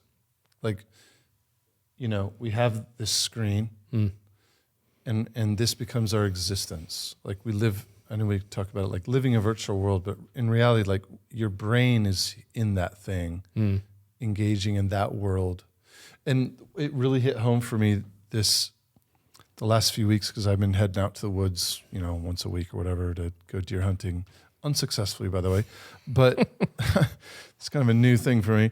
But when I'm out there, there's no cell service, and you don't want your phone on, or you're going to miss what's going on around you. But there's a lot of time to think, and there's a lot of, you're just surrounded by creation, especially now with the leaves turning. There's a lot of beauty. And I've found myself thinking more in ways that I haven't done since I was a child, because we didn't have smartphones. I still remember my dad bringing home one of the first computers. He was quite wealthy real estate guy, so he got one of them, and we were playing paratrooper on that and all that. But I just remember as a kid, I spent more time outdoors contemplating God and his existence, and things like eternity. That's hard for me to do now, to be totally like admitting it. It's really hard to get myself to a place where I can simply just ponder the reality of eternity. Yeah. And I think maybe if I did that more, and if others did that more, we'd realize, well, let's bring it together with the Great Commission, which we still need to talk about, or the lack of its kind of cognizance within the church today. But the Great Commission combined with eternal thinking, and the fact that it's like, brother, you've only got so many days on this earth, and what are you doing to accomplish or fulfill the Great Commission, just even in yourself as an individual, not necessarily as a missionary. So anyway, that would be the question is, would you attribute to this kind of, you said there's a resurgence happening right now, but there's been this gap. I would assume technology might be part of that, but are there other things that are causing people to not just sense a call to missions, but lose sight of eternity, like its reality? I think when it comes to the suffering part of things, absolutely. I think we've been given a placebo, so to speak, of technology can lead to an illusion that we've been involved in the Great Commission by going on short-term trips, by reading Voice of the Martyrs, all wonderful things. I'm all for short-term missions trips as long as they're connected to something that's happening there and they're not for the sake of evangelizing the nations. They don't know the language, they don't know the culture. Mm-hmm. You're going to help somebody who's long-term over there. Those are the benefits of short-term trips. But there is this idea that we can somehow be involved in that. Then if we're talking just about men, what has happened to men in relation to pornography, Neil Postman, Amusing Ourselves to Death, kind of this seminal work that has spawned other works. But if you look, they all kind of come back to Neil Postman in that book. The amusement of ourself and how we don't think critically. We don't have some of the goads that previous generations. I think Lawson at the beginning of Puritan, if you remember that, the video series Stephen McCaskill did with Joel Beakey. The problem with pastors today is that nobody's trying to kill them. And it doesn't, because of that, that's what he opens with, that line. And there's nothing really pressing on the church in the West that is allowing them to think seriously. And so the hardest task of getting to the ends of the earth falls way down the list in its prioritization because there are so many other things that can amuse us. Tony Reinke, John Piper, 12 Ways Your Phone is Changing You. There's a lot of books out there, but I make our students read that 12 Ways Your Phone is Changing You. It's subtle. One of the things we do at Radius is the second day that you're on campus for our 9-month program, your internet is turned off. You have no outside touches. There's no more social media. You can write emails to your home church and your families on Sunday. That's it. That's it for 9 months. Their ability to read good books, their ability to think critically goes through the roof because they've never had that outside stimuli taken away from them. Right. And then they see how much more they're able to do. And they have an appetite for, I want this level of discipline. I want this level of concentration that I have for the first time in my life. You and I'm assuming here, the Gen Xers, you see those posts on Twitter where the kids drinking like a Coors Light back when we were strong and now all this generation of wussies. Previous to the social media generation, there was the ability to think more deeply. Now that's not an indictment on this generation. It's just, if you don't have a parent, if you don't have a pastor that's steering you to make sure this thing has some serious guardrails on it, it will eat you alive, especially you young man and young woman too. But I would agree with you on that. Yeah. Okay, let's go back just a little bit to, and I'm being cognizant of the time for you. So you've gone through this 2-year training program. Yeah. And during that time, would you say you and Nina are still 100%, we're in this, we're good to go? Or were there still doubts creeping in throughout that process? Because that's a good amount of time. Yeah, it is. That's like, let's compare it to SEAL training because we've been doing that the whole time. But BUDS, the whole thing is like a year. Yeah. And then your first year on a team is like probationary. Yep. And then now you're kind of legit. But I hope I'm getting that right. But it's a long time. And there's many, many days, 700-ish, to doubt what you're doing. Yeah. I mean, did the Mercedes siren call come back at you? I mean, when I would come back to San Diego in between the 2 years, like we have a semester break, and seeing my old colleagues and them taking me out to dinner and paying for dinner. This is what I used to do for them. And this, oh man, it humbling. eats you. And they just, I mean, they're pulling up in their Mercedes and like what could have been.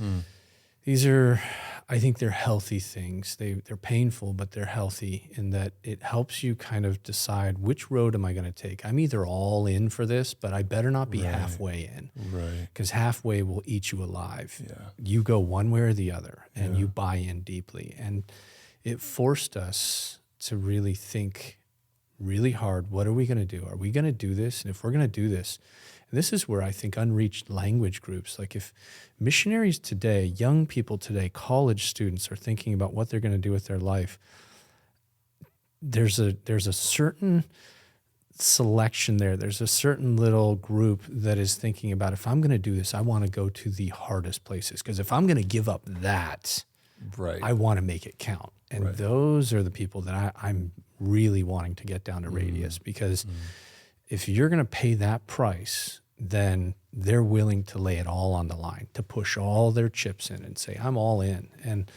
the training kind of drove us to that. I thought I wasn't a very good language learner. I didn't really do excellent at phonetics. I did okay.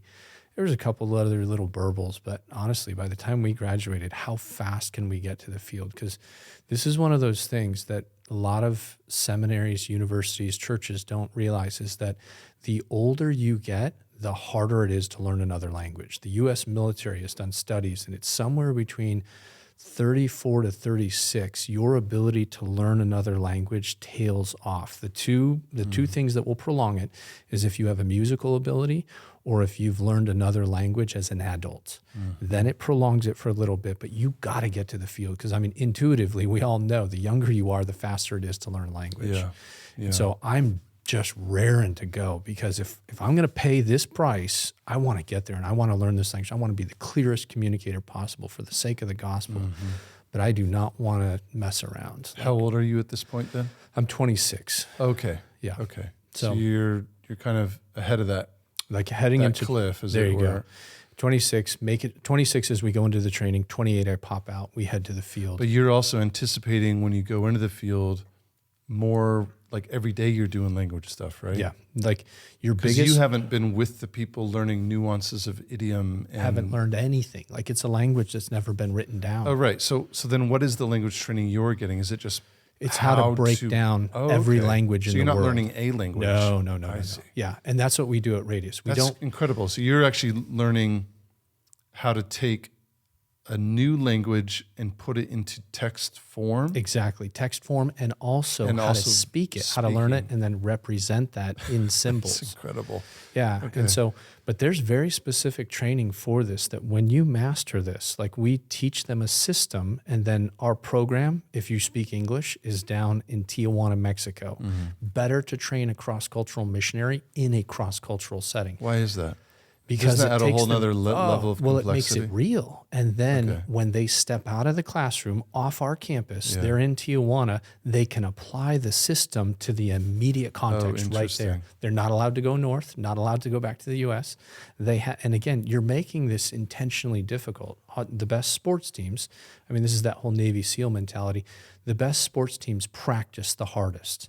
And then when game time comes, it's not the punch in the gut. If you practice well in missionary training, when game time comes, the feedback we hear from missionary leaders around the world is the Radius students just make it a lot easier and they learn languages faster because the practice round was so difficult. No internet, early morning workouts. Healthy missionaries last longer, so got the workouts in there. We got some good. military, ex-military special forces guys that lead morning workouts and do a few other things. You're trying to train the whole person. And so that training from the linguistic side to the physical side to the theology of suffering, it all comes together to form this individual who is confident in the skill sets, but still knows if God doesn't go with me, there's no way I stand a chance. Are you making them do ice baths yet? No. Come on. It should be the first thing they do when they wake up. Then the workout, then linguistics. Look at you. We got to get you on staff. Well, maybe. All right, let's pick up again with the training. So you've done the training. Yeah. And the end of the 2 years is coming up, and it's time to head out to Papua New Guinea. Yeah. Are you?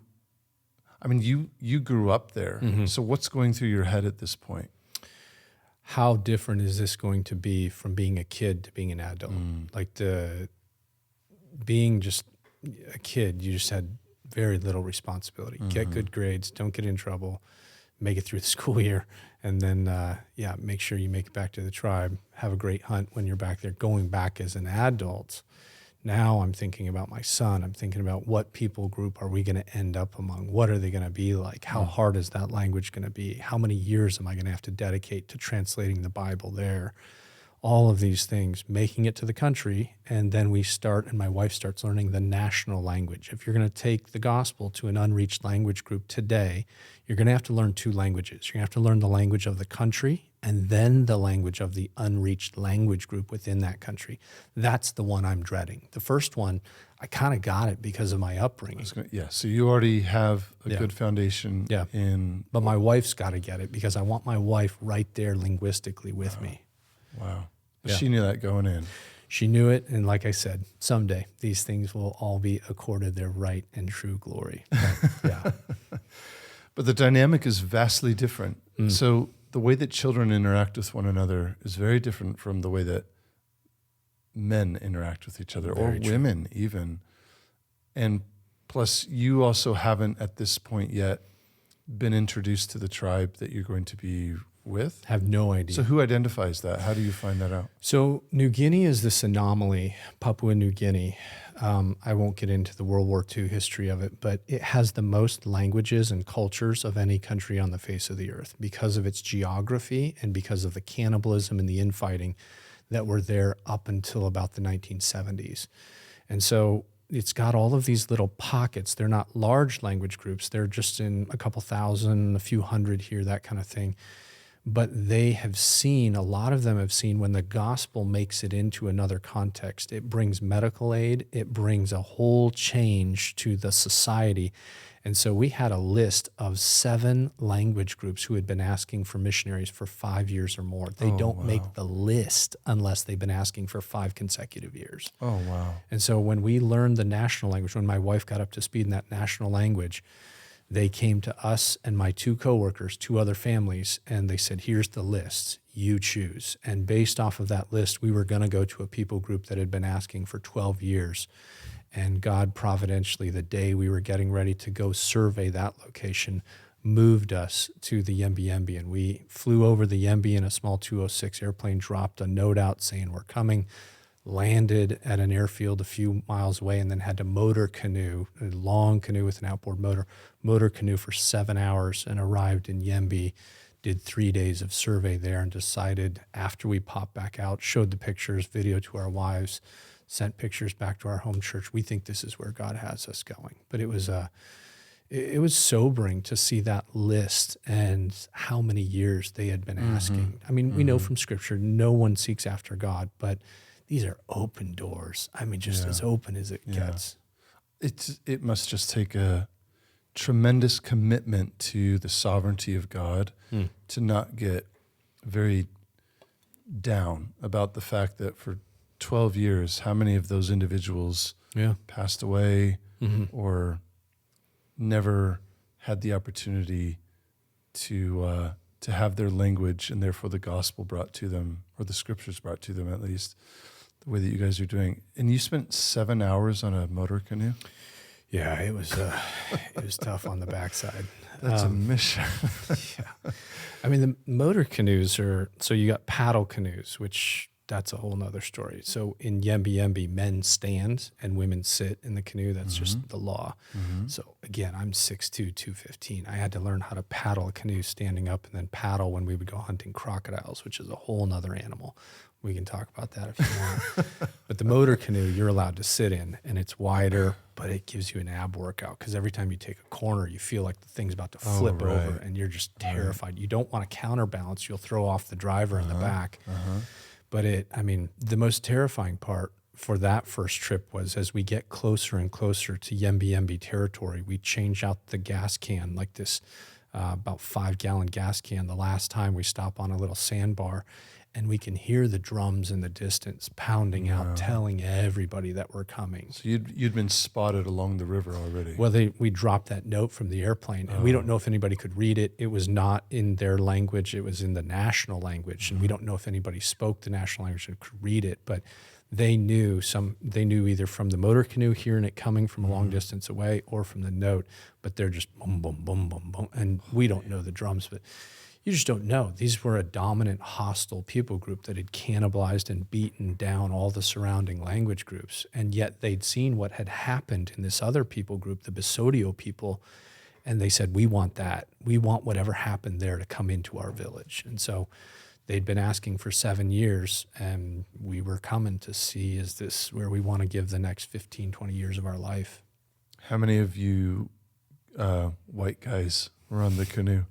There's 4 of us. There was the 3 guys on the missionary team, and there was 1 leader from the mission organization. And then where we landed, the other people group, who's called the Mariama people, they gave us 2 of their people who had wives that were intermarried some degree with the YembiYembi people. So we're like, please come just to like be an intermediary for us. So we land in YembiYembi, and to this day, if you ever make it out there and they like you. This sounds like an invite. I don't know if I'd love to kill a boar, but I don't know if I'm ready. Yeah, well, there's aspects to it that are fun, some not. We pull up, they yank us out of the canoe, and they take a huge hunk of mud and they shove it into our face and push it all the way down to about our Adam's apple.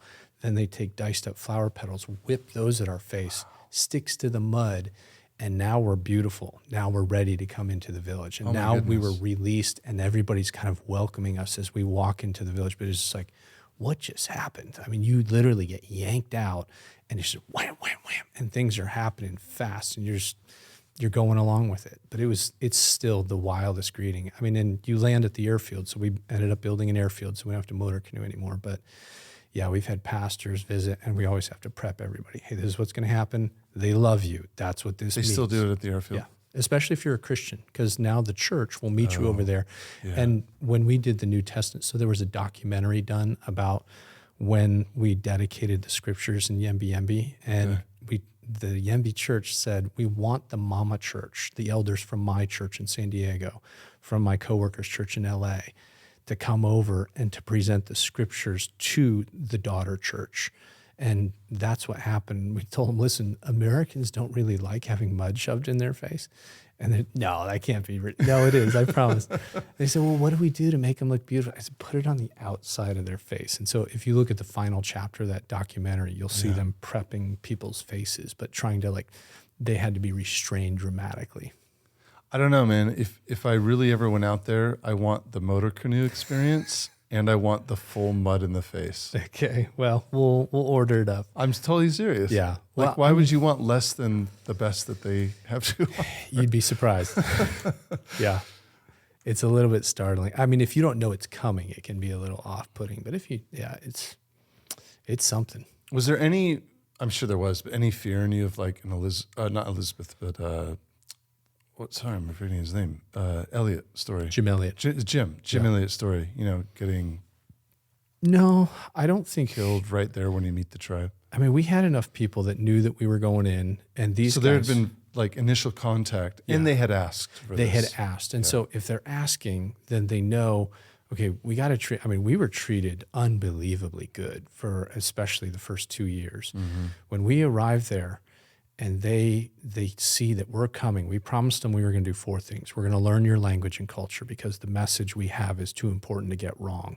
We're going to teach you how to read and write in your own language. We're going to take this really important book and we're going to translate that book into your language. And number 4, we're going to teach you the meaning of that book. And then someday we're going to leave. But we promised to do those 4 things. And they said, if that's the truth, then we want you to be part of our system. And so there's 4 clans in YembiYembi: Ostrich Clan, Eagle Clan, Black Cockatoos, and the Toucans.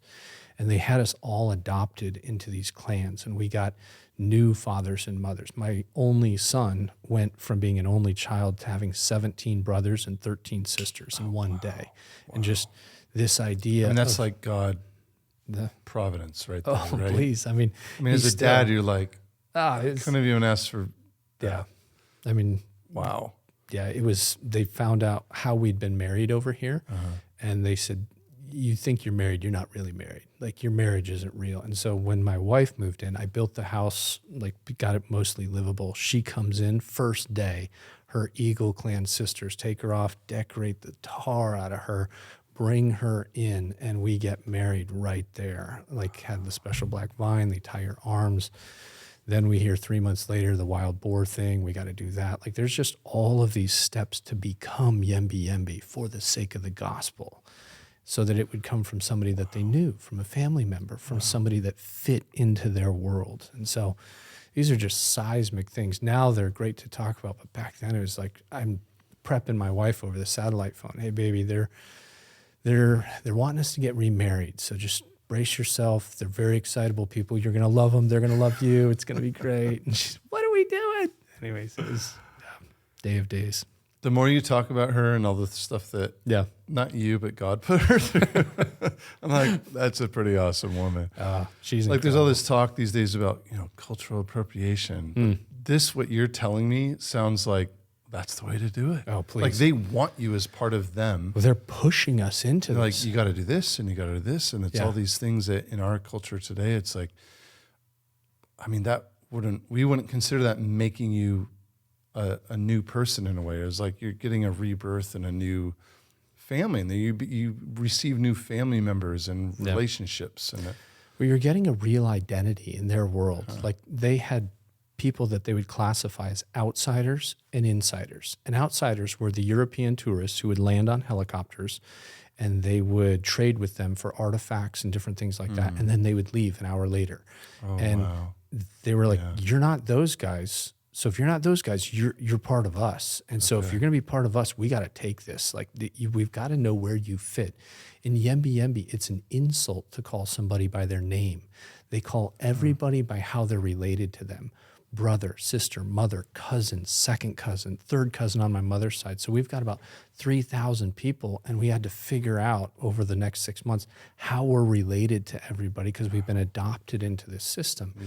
But it gives the gospel so much more potency because it's coming from one of them. If you can learn the language and culture and you can stick it out through the heat and through all the different things, now, I mean, looking back on it, it was just God's incredible grace to us to allow us to be embedded that deeply and then to speak from that vantage point, to have my tribal father go to bat for me when we were getting ready to share Genesis 1:1 and all of these different things. But anyways.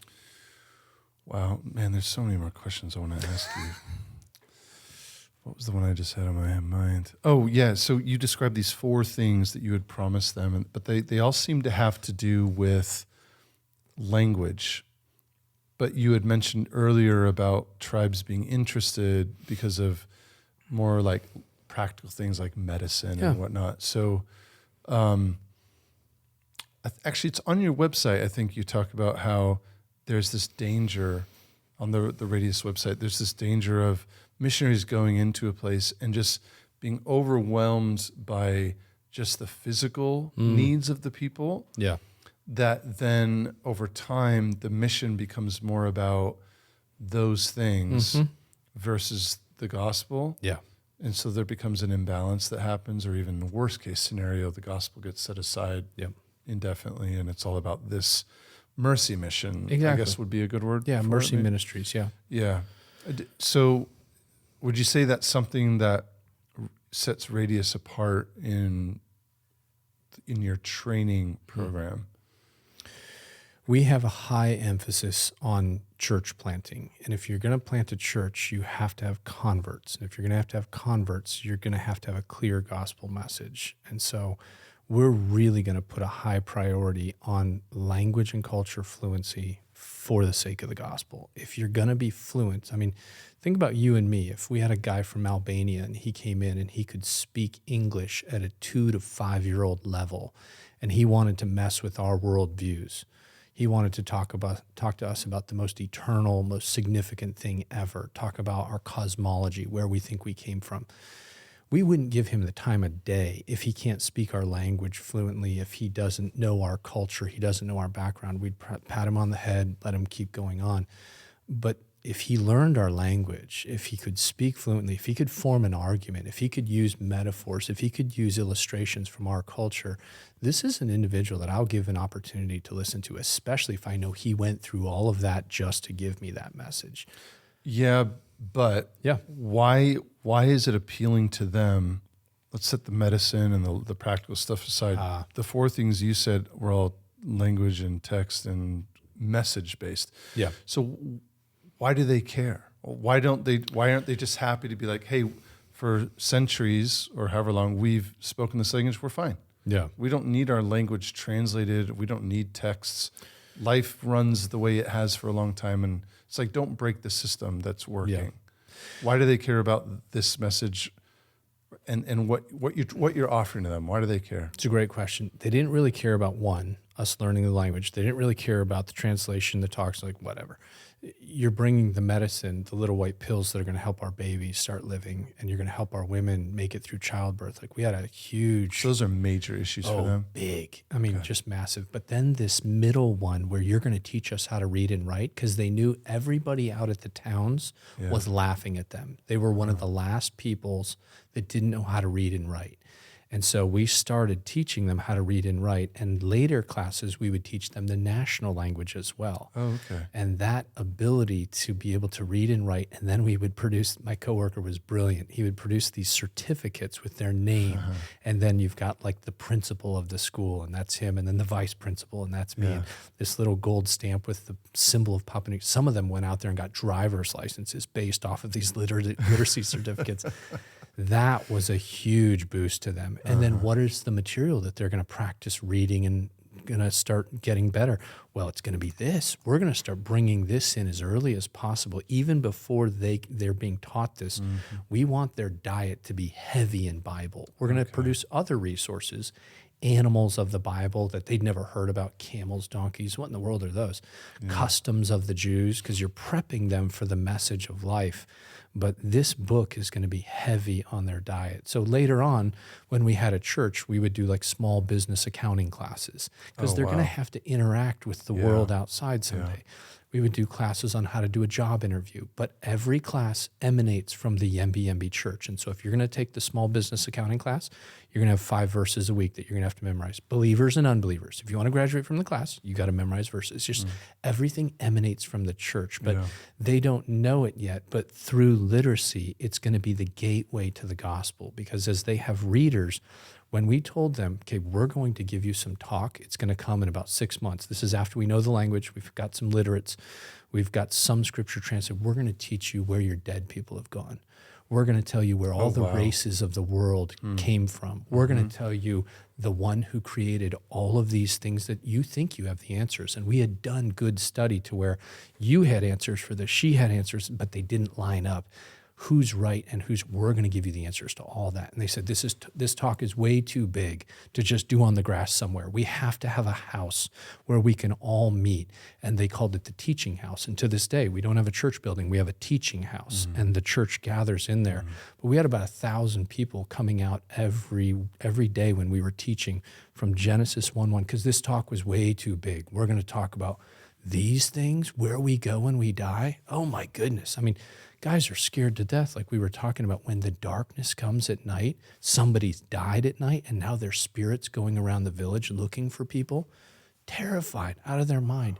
People are looking for answers, and if you have the truth, you can bring that into direct conflict with their worldview. You've got something powerful. You know what's amazing to me about everything you've just said is that these people,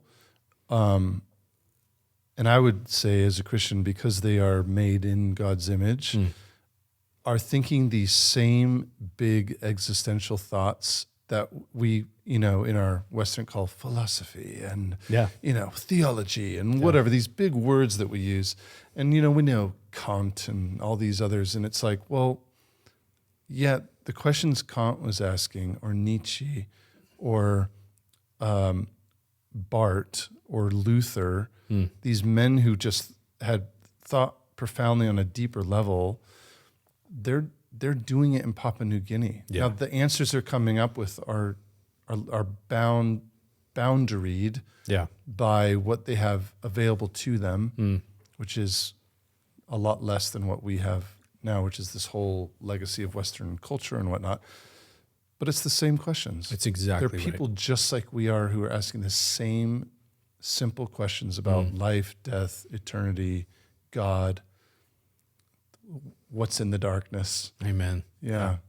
I think those three key questions, every culture, every race, every people from the beginning of time, where do I come from? Where am I going? Why am I here? Like those three questions, and you just have to dig. Like I'm convinced the pre-evangelism, when you take somebody's worldview and you start kicking out the slats to it, when they no longer have confidence that what they believe is actually the truth, then when the truth comes, it has fertile ground to land on. But you've got to know what they believe in order to kick the slats out. Oh, right. And so to know the Yembi worldview, how their high God tried to make human beings, and he failed the first time, he made pigs, and then he failed the second time, he made crocodiles, and the third time he got it right. And we're thinking about, oh my goodness, when we get to Genesis 1 and 2, and God makes man, and he makes him perfectly the first time, and everything he makes is perfect the first time. And we're going to bring these two worldviews, and we're going to slam that God who did things so poorly, the spirits of the waters, and how they created the first woman. And we're going to talk about the God who gave Eve freely. I mean, we're salivating at the possibility. We just got to have the language to do it. We got to be able to communicate this. Yeah. And so I think if you get those three questions and you know what they believe, man, you've got an opportunity to change their world for the better. Describe a typical day for not just you four men, but your wives. I'm assuming you all four are married, maybe not. What were you doing During that stage? Yeah. So How long was that initial stage? Yeah. So heavy language and culture study thrown in with some nighttime pig hunts. And then also we were building the airfield simultaneously. We had 5 kids on the team, and we had so many Yembi ladies that were dying in childbirth. If we could get them on an airplane and get them out to the city hospital, they would live. They would get a C-section. They would get an epidural. They would get stuff that they would need. So we're running about 1,500 YembiYembis a day at this rectangular chunk of dirt, knocking down trees. But we're trying to get at least 7, 8, sometimes 9 hours of language study in a day. And then our wife... And the manual labor on top of that? Well, we're overseeing... I mean, there was a season where the manual labor was everything, and we were only getting 1 or 2 hours of language study. And we were heavy over there, running chainsaws, all that kind of stuff. Yeah. And then our wives are homeschooling the kids. They're keeping the house going. They're making a honey-do list that's a mile long. We didn't do honey-dos until Saturday. Saturday was our put language away, put the airstrip away, build the house. Like there's a huge gaping hole. I was not a good house builder. I have certain skill sets, and I have some deep flaws. And one of them was not being able to be a very good carpenter. And so that spray foam that's expanding, that stuff, that was like my best friend. Like, because you got mosquitoes, you got rats, you got snakes that are trying to make it into your house. Yeah. And so I would hit those with gaps and put screen wire up. And you're catching the rainwater off of a corrugated aluminum roof. It's going down to these little gutters, and then it goes to a 2,000-gallon water tank. And then from that is an RV pump powered by batteries and solar panels. So you've got water running to your house, that kind of thing. And so our wives are trying to hold the team together, hold our bodies together physically. When you're building the airstrip, you're losing like 2 or 3 pounds a day just because it's so hot and you're knocking down these huge virgin trees stumps as big as this room. And instead of chopping them down, we dug them out because they would rip their stumps out as they fell over. But you've got to dig way down deep. Because you have these big old holes in the ground. Exactly. But at least we don't have their stumps left in the ground. So later on when it rots, it's going to create a soft point for when the aircraft touches down. It's going to be a fallow point in the ground. But yeah, we're going through that, and then we set aside Friday nights. Wednesday was prayer time for the team. We would get together and pray, the men with the men, the women with the women. And then Friday nights, no shop talk, no language talk. We're just talking about fun stuff. We're talking about Nebraska Huskers football. That was one of my coworkers. We're talking about the San Diego Chargers. We're talking about what's happening back in the U.S., who's going to get elected president, all that kind of anything that we could hear. We're way out in the boonies, so we're only hearing information. We had to check in on two-way radios 3 times a day. So one at 8 o'clock, one at 12, one at 5. And if the mission leadership doesn't hear from us for 2 days in a row, they're sending a helicopter in at our expense because they think we're all dead. And so we've got to keep checking in, but they're giving us news updates. They're checking on how we're doing. How's our language study? 3 times a day. 3 times a day. Now you want that because you're just pining away for the English language and pining away for news from the outside world, like major events. You're cut off from everything. You're way out in the boonies. And so that's our day-to-day out there for at least the first 2.5 years until we get up to speed in the language. And then when we get the airfield finished and the first airplane lands on it, that takes us out of the Stone Age and brings us into the 20th century, not the 21st, but that changed our life dramatically. No more canoe rides. We were able to get in and out on this little airplane. It just, a lot of things changed for us. What did it feel like for you to look at the completed airfield? It's, my wife will second this. I love mowing grass. It brings order to chaos. The one place that I had in that entire YembiYembi world prior to the gospel was this 600 meter by 40 meter rectangular strip of green grass that I could control and bring order to. I could bring order to nothing else, but it was like therapy for me to go over there. Now we trained like grass cutters where they would drive this little grass cutter up and down it. But to go over there and to have a good airfield, to see an aircraft land, to get mail, to get... So we were supplied by air. We couldn't go back and forth for all our supplies. So the 206 up until that point would fly over and it would dump all of our supplies out. And the heavier things had little parachutes on them. Yeah. But to have eggs that didn't break and to have like all sorts of stuff, it was glorious. And what about seeing the first plane land? What was that like? I mean, the Yembis. Kind of like the culmination of please. Like months of work? Nearly 1.5 years.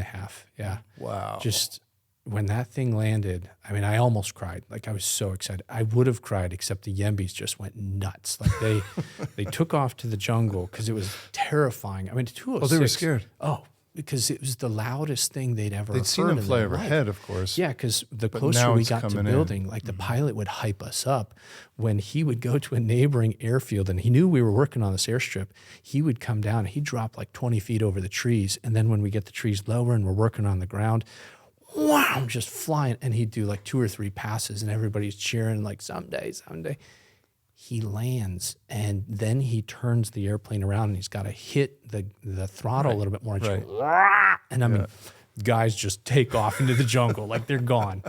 He pulls up and they come out of the jungle after he shuts it off. And I mean, they just doused the plane and they rolled the pilot in mud. We got it out of our face. And we told him, wear your dirtiest clothes. Get ready, brother, because they are going to eat you alive. And they did not disappoint. Oh, man. Yeah. That is awesome. Those guys are like the, what is it? The Night Force or Black Hawk pilots for the teams, you know? The pilots and what they could do with those airplanes. I mean, today it's the Quest Kodiak. The Kodiak, you got your upgraded since. Yeah, so now you got a turbine engine where you can stop that thing by reversing the props. But I will have a deep affection for the Cessna 206 for the rest of my life. Like Do you fly?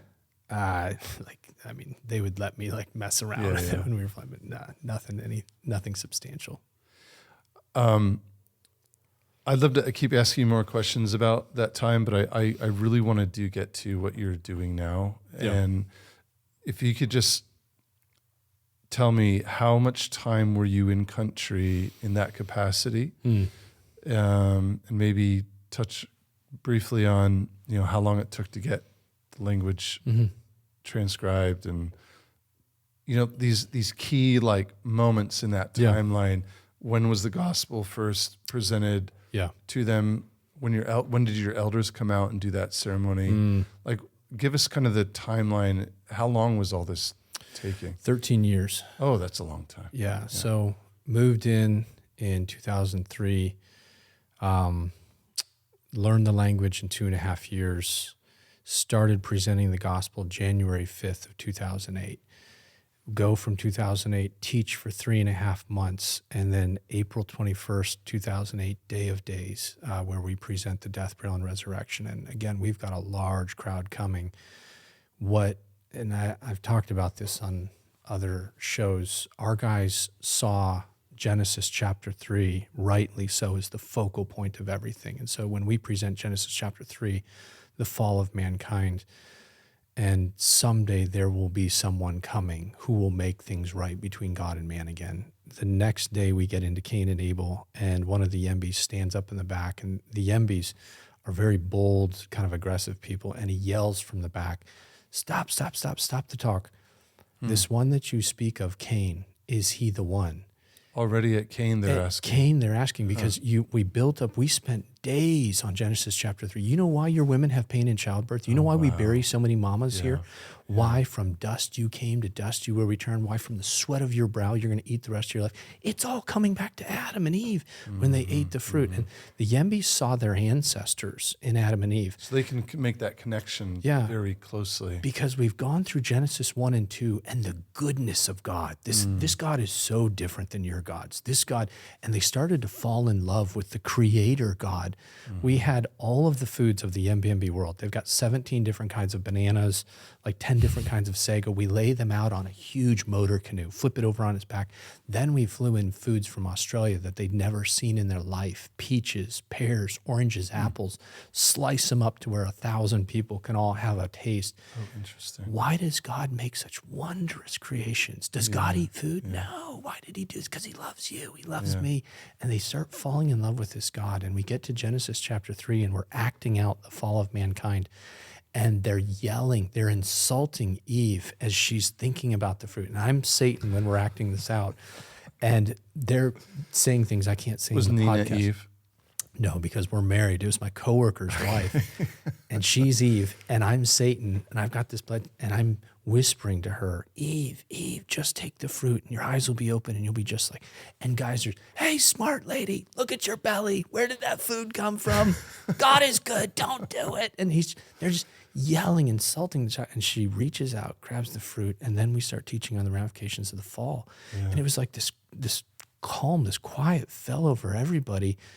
This is heavy because these are our ancestors. And then we get to Cain, Abel, and every Old Testament character that we introduced, someone stood up and asked the question, is he the one? Is he the one? And the Old Testament is doing what it's supposed to do. It's pointing us to who's the one. Who is the one who's going to make things right again? And we get to John chapter 1. I will never forget this. And we start teaching, and John the Baptist sees Jesus. We didn't go through Luke or Matthew. We introduced Jesus through John chapter 1. And John the Baptist says, look, the Lamb of God who takes away the sins of the world. And you got about 7 YembiYembis that stand up and, wait, stop. Is he the one, or are we waiting for another? And to be able to say, no, he's the one. Oh, my goodness. I mean, it was a day. And I mean, they start yelling and just throwing stuff and like, stop the talk of John who dunks in water. We don't care about him. We want to hear about the one. I mean, they're into this. It was something. And so we keep teaching on Jesus for a few more weeks, and then we get to death, burial, and resurrection. That's April 21st. And then we stay 8 more years from April 31st till when we finally moved out to see those disciples gathered into a church. We got about 40 or 50 who understand who Christ is and how they're saved from their sins, and how those 40 or 50 lived and how they died attracted more and more people to the gospel. Church is about 450 strong today, got its own elders, its own deacons, and has sent out its own missionaries in the last few years. Kidding. Wow. And so we go back every year to check on that church because they're our second baby. Wow. Yeah. Wow. Was it hard to leave? It was hard to leave the people. It was not hard to leave that hole in the jungle at all. But to leave the people, I mean, my best friends in the world, some of them are out there. Yeah. And I get to go back and see them. The jungle ages you way faster than this culture, this way of life does. And so they're fading, but I get to go back. I bring them pain meds. I bring them watches. I bring them little things, elders of the church. But it's just to go back and to see where we were at when we left that church in 2016, to come back here and to see where God has taken that church way beyond what now the church historically, in every missionary context, when the missionary leaves, it takes a dip. Yeah. But then it comes back and it goes past where the missionary can take it, where indigenous leadership can only take it. And God has blessed our church with good elders. And so we're thankful to go back. We feel privileged in many ways. Yeah. So when did you leave Papua New Guinea? 2016, June of 2016. Okay. So let's talk then about the past 6-7 years. Yeah. What were you coming back to? We were coming back to either take a pastorate in Southern California or to jump on board with Radius. So we weren't really sure. So Radius already existed at this point? Radius already existed. So it had already been going for about 3 or 4 years. And we stepped in, started teaching some classes, and just the hunger of young people that were going through the program, and the idea that all of our lessons, all of the things that we had learned in YembiYembi, we could transfer some of that to this group of young people, and they wouldn't make the same mistakes we made, because we made a ton of mistakes. But if they could avoid those, and we could put a little bit of the fiber of what happened there into them, and they're going to some of the Muslim world, they're going to the Buddhist world, they're going to other places around the globe. We have now in the history of Radius about 350 some graduates around the world. And they're a credit to the grace of God and the staff that we have been able to build down there with missionary experience, speaking into their lives, helping them do things like what happened in YembiYembi. Can you share some of those mistakes you made? I was so I teach a class at the very end of Radius, all the mistakes we made. Like, it's just, that's the class. Yeah, it's a whole class. It's about 5 hours. Like, do you find new mistakes come back to you sometimes? You're like, things I did that. That's going in the class. Hauntingly embarrassing. Like, I was really short with my coworkers and mission leadership. I felt like I had answers for a lot of things. I was not as humble, as gracious. I should have been much kinder, much slower to react to certain things. There was a way that I should have been more gracious in the translation process. So I was in charge of the Pentateuch and all of the New Testament except for Hebrews, Acts, and Mark, my coworker. And sometimes because I was the lead translator, you had to have one guy who was kind of like the buck stops here. I should have been more gracious with my coworker and some of those things. Later on, I learned that when I go out on break, to put YembiYembi aside and to be fully invested in break for my wife and my son's sake. We lived about an 1.5-hour plane flight from Australia, so we would pop into Australia every 2 years because they speak the English language and they've got good air conditioning and a few other things. And I should have been more deliberate in some of those things. I should have invested more money in those breaks. Later on, we learned that lesson, but that was a slow lesson to learn. Yeah. I probably should have built our house a little bit differently. There's a host of things. So both practical and relational, anything theological? I would have taught certain books of the Bible earlier that I waited till the end. Your typical track, like once you get from creation to Christ, your typical track, obviously, and I wouldn't change this, is to go to Acts. And then after Acts, you either jump into Romans or you jump into Corinthians, body life, or Ephesians. Those are kind of your 3 major tracks.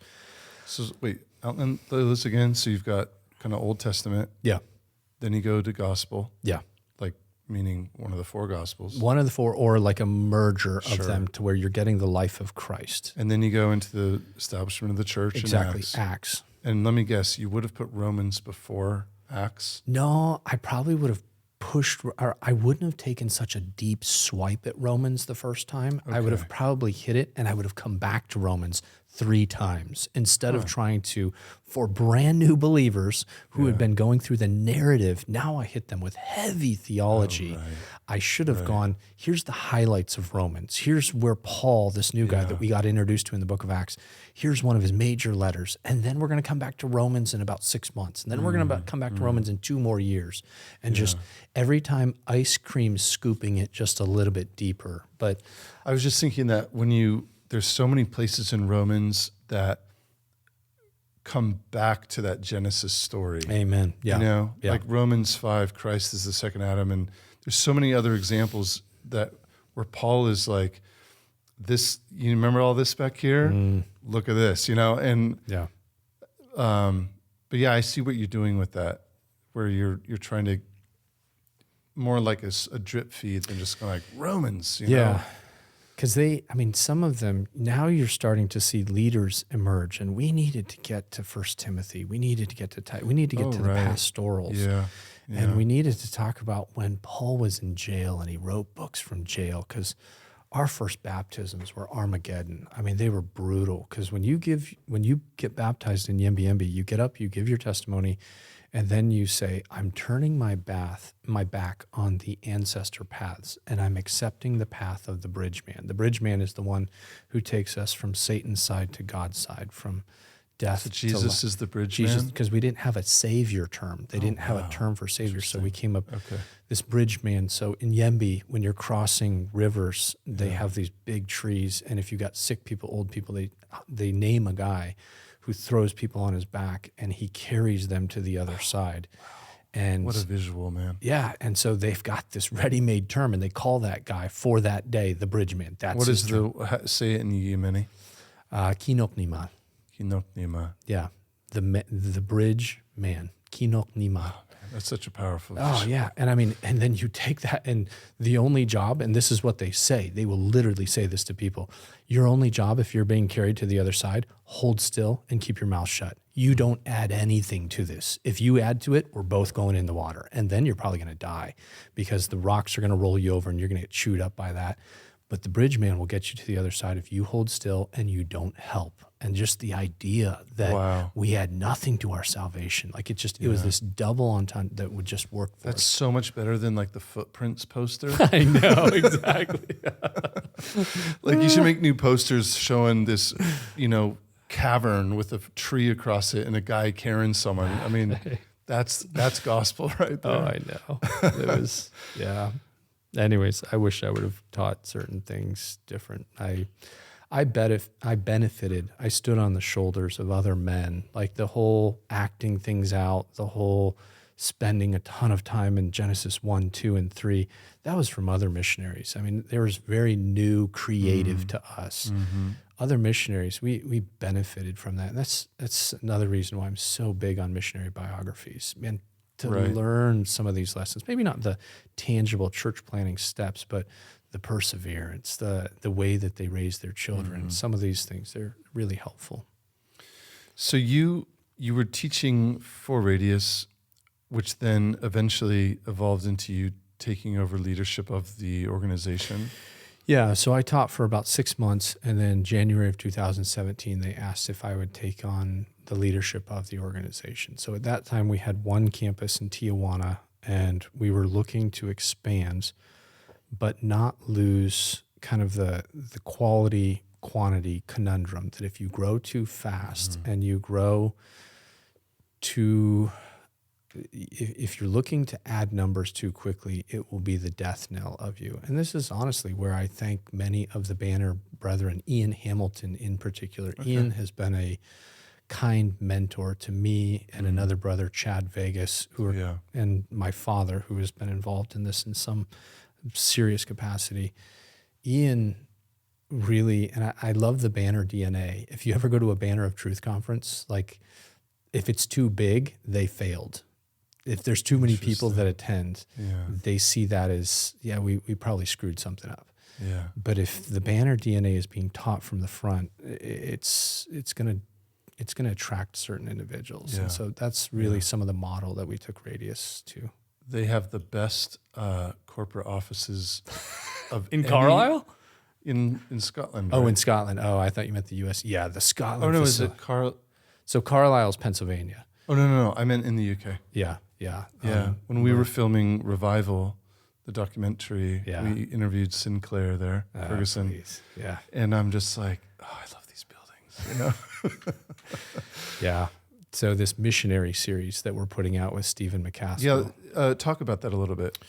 So we're in the process, we're about halfway done shooting 6 pioneer missionaries. So starting with William Tyndale, not necessarily a traditional missionary, but translated the Bible into a language that didn't have anything from the original sources. Yeah. The primacy of the Word of God. Every one of these 6 missionaries, there's going to be one dominant theme. Then you get to William Carey, the father of modern missions, perseverance. And then you get to Adoniram Judson, suffering and the sufficiency of God. Amy Carmichael, singleness and the sufficiency of God.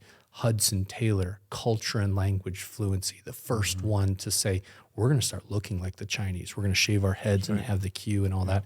And then you end with John Payton, the church, the primacy of the church, and the way that John Payton structured his entire ministry around that. And then we go to where they grew up. We go to where their theological influences pressed on their life, and then we go to where they served and where they died. And so that's why I was in Vanuatu just a few weeks ago, and then India for Amy Carmichael and William Carey, and we still have a couple more to go. I leave on Friday next week for Taiwan and China for Hudson Taylor. Yeah. So we'll shoot those, but then the conference will be October 16th to 18th in Jacksonville, Florida. Sinclair Ferguson, Ian Hamilton, Kevin DeYoung, Mark Dever, myself, Chad Vegas, Conrad and Bayway, to roll out kind of this 500 years, like next year will be the 500-year anniversary of the Bible coming into English, courtesy of William Tyndale. What of the nations? Praise God that the English language has had the Bible for that many years. Yeah. What of these language groups? And that's and John Piper is going to close the whole thing with that message. What do we think about that? Why is that still out there? I think this is where the Reformed world, like there's some encouragements in this, but this hasn't been a forte of the Reformed world in some ways, in that we're a knowledgeable people. We love study, but that study has got to translate into action, not just in our own locales, but to the ends of the earth. Anyways, that'll be the thrust of it. No, yeah, you mentioned it earlier, this kind of like falling in love with theology just for the sake of doing theology. And it's kind of I remember in seminary actually, or even afterwards, but this idea of practical theology. Yeah. It's kind of like Experiential distasteful. Calvinism. Yeah. And it's like, well, no, actually it's not just letting it simmer in your head, but actually letting your hands act upon the things that you're reading and you're learning. And I know that I do too, but we have a hard time with that. It's so much easier just to write a check or, PayPal it out to whatever organization or missionary or church that you're a part of. But the whole like getting your hands dirty, like building an airfield dirty. I think a lot of us of my generation, but especially younger, are like, what am I supposed to be doing? You know? And they don't even know where to start. Yeah. How would you counsel them? How would you counsel us as a church? I would counsel them in 3 things. Number 1, read good missionary biographies. I think parents, I'm going to give a talk on this tomorrow here at RHB. What marks a good sender? And number 1, they raise their sons and daughters to be goers. John Payton, he returned to Scotland in kind of the middle of his ministry, and they were singing a hymn, and the chorus went something like, "Send our sons and daughters glorious to the nations abroad." And he got up at a church podium and he said, everybody loves to sing that hymn as long as we're talking about somebody else's sons and daughters. Everybody loves the idea of family and family living around us, but what if we raised our sons and daughters as these temporary trusts, so where someday they're going to stand before the King of Kings, and to raise them in such a way requires that we put in front of them heroes, and heroes that did something with their lives, and maybe it costs them everything. Mm-hmm. But I think as you do that, one, Christian biography helps a ton. And then two, good churches kind of help identify young people and say, hey, you might be cut out to go to the mission field. You should start praying and thinking about this rather than them coming to the church leadership, which is so common today. Yeah, if they do. If they do, exactly. I mean, I don't even know in my experience of it's so of rare. Hearing of a church doing it the way you say. Yeah. But identifying people and saying like, hey, you're fit for this. Yeah. But it'd almost be like, maybe there's this fear of, wait, the father, he told my son to be a missionary. Exactly. He's preparing for whatever career. Well, maybe not telling them that they're going to be a missionary, but just saying, hey, you should pray about this. We see certain giftings in you. We see certain qualities in you that this would be something that it would honor the Lord with your life, and it would be part of our church. We would love to send you out from our church. And that affirmation, my church leadership is behind me. And then I think the wise church pastors take their young people on intentional, good short-term trips. Most long-term missionaries went on short-term trips first. And the right short-term trips to where they're not evangelizing the world, to me, anything less than 5 years is short-term missions. Okay. But they're going to help a long-term missionary, and they're going to get exposed. If you double good teaching with a short-term trip, it has a power to change young people's perceptions. They go, I could see myself here. I could see myself. Look at this. Look, I could give my life towards this, and I could stand before the King someday. And I'll tell you what, for all the little marks that we have on our bodies, I praise God to this day that someday when I get to stand before the King of Kings, I say, this is the YembiYembi church. This is what I did with the best years of my life. Like when I was healthiest, when I had my most powerful earning potential. This is what we did with our years. And I think young people today especially long to be involved in something significant. They can smell inauthenticity. They can smell the temporal. A 401k doesn't have the pull like eternity does. And if you can give them a vision for eternity, this is what you could do. That's a powerful thing. And short-term missions has that power. So those three things would be the big ones. Are there certain organizations that you would point people to if they don't have a resource at their local church for doing these short-term missions, like trustworthy? Yeah, the two ones that I am most encouraged by, there's one in Minneapolis, Minnesota called Engage Global. It does a great job educating churches. There's a community of people around them that are from other cultures. It doesn't require you to leave the United States. That's probably the most conservative one. There's another one down in Tijuana that Radius works closely with called Mexico Caravan Ministries, MCM. And those guys do a really good job of bringing you down. You will build a house for a local family that has been vetted well, and they need a house actually. But in the mornings, you're going to get teaching on the Great Commission. And you're going to have people come in, and a lot of my staff and myself go over there. And for the 1 week that they're down there, sweating their brains out, pounding nails, eating local food, living in some really rough, intentionally rough situations, like the bunk beds are kind of funky and all that kind of stuff. But you're getting good teaching. And we've seen a lot of young people come through that program and come right back through and go, man, I want to do this. And if we're going to do this, I'm going to go to Radius. I'm going to get my college degree first, and then I'm going to go to Radius. And I'm going to go to the ends of the earth because of the teaching on the Great Commission that they get. So Engage Global, Mexico Caravan Ministries, those are my top two. Yeah. Would you say that a big part of your mission now going forward is catalyzing this resurgence of young people getting out to the mission field? Absolutely. Yeah. For whatever reason, God has given my wife and myself this unique platform of here's what it looks like from beginning to end. Because you've done it. Right. And so you can speak with credibility.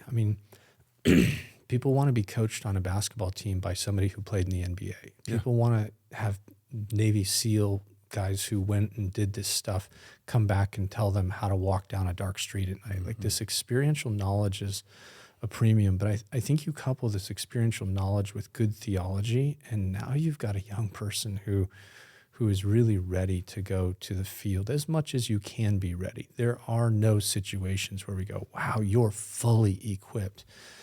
But you're fighting that time element with the language side, and you're wanting them to get up to speed theologically, to love their church, to know their church.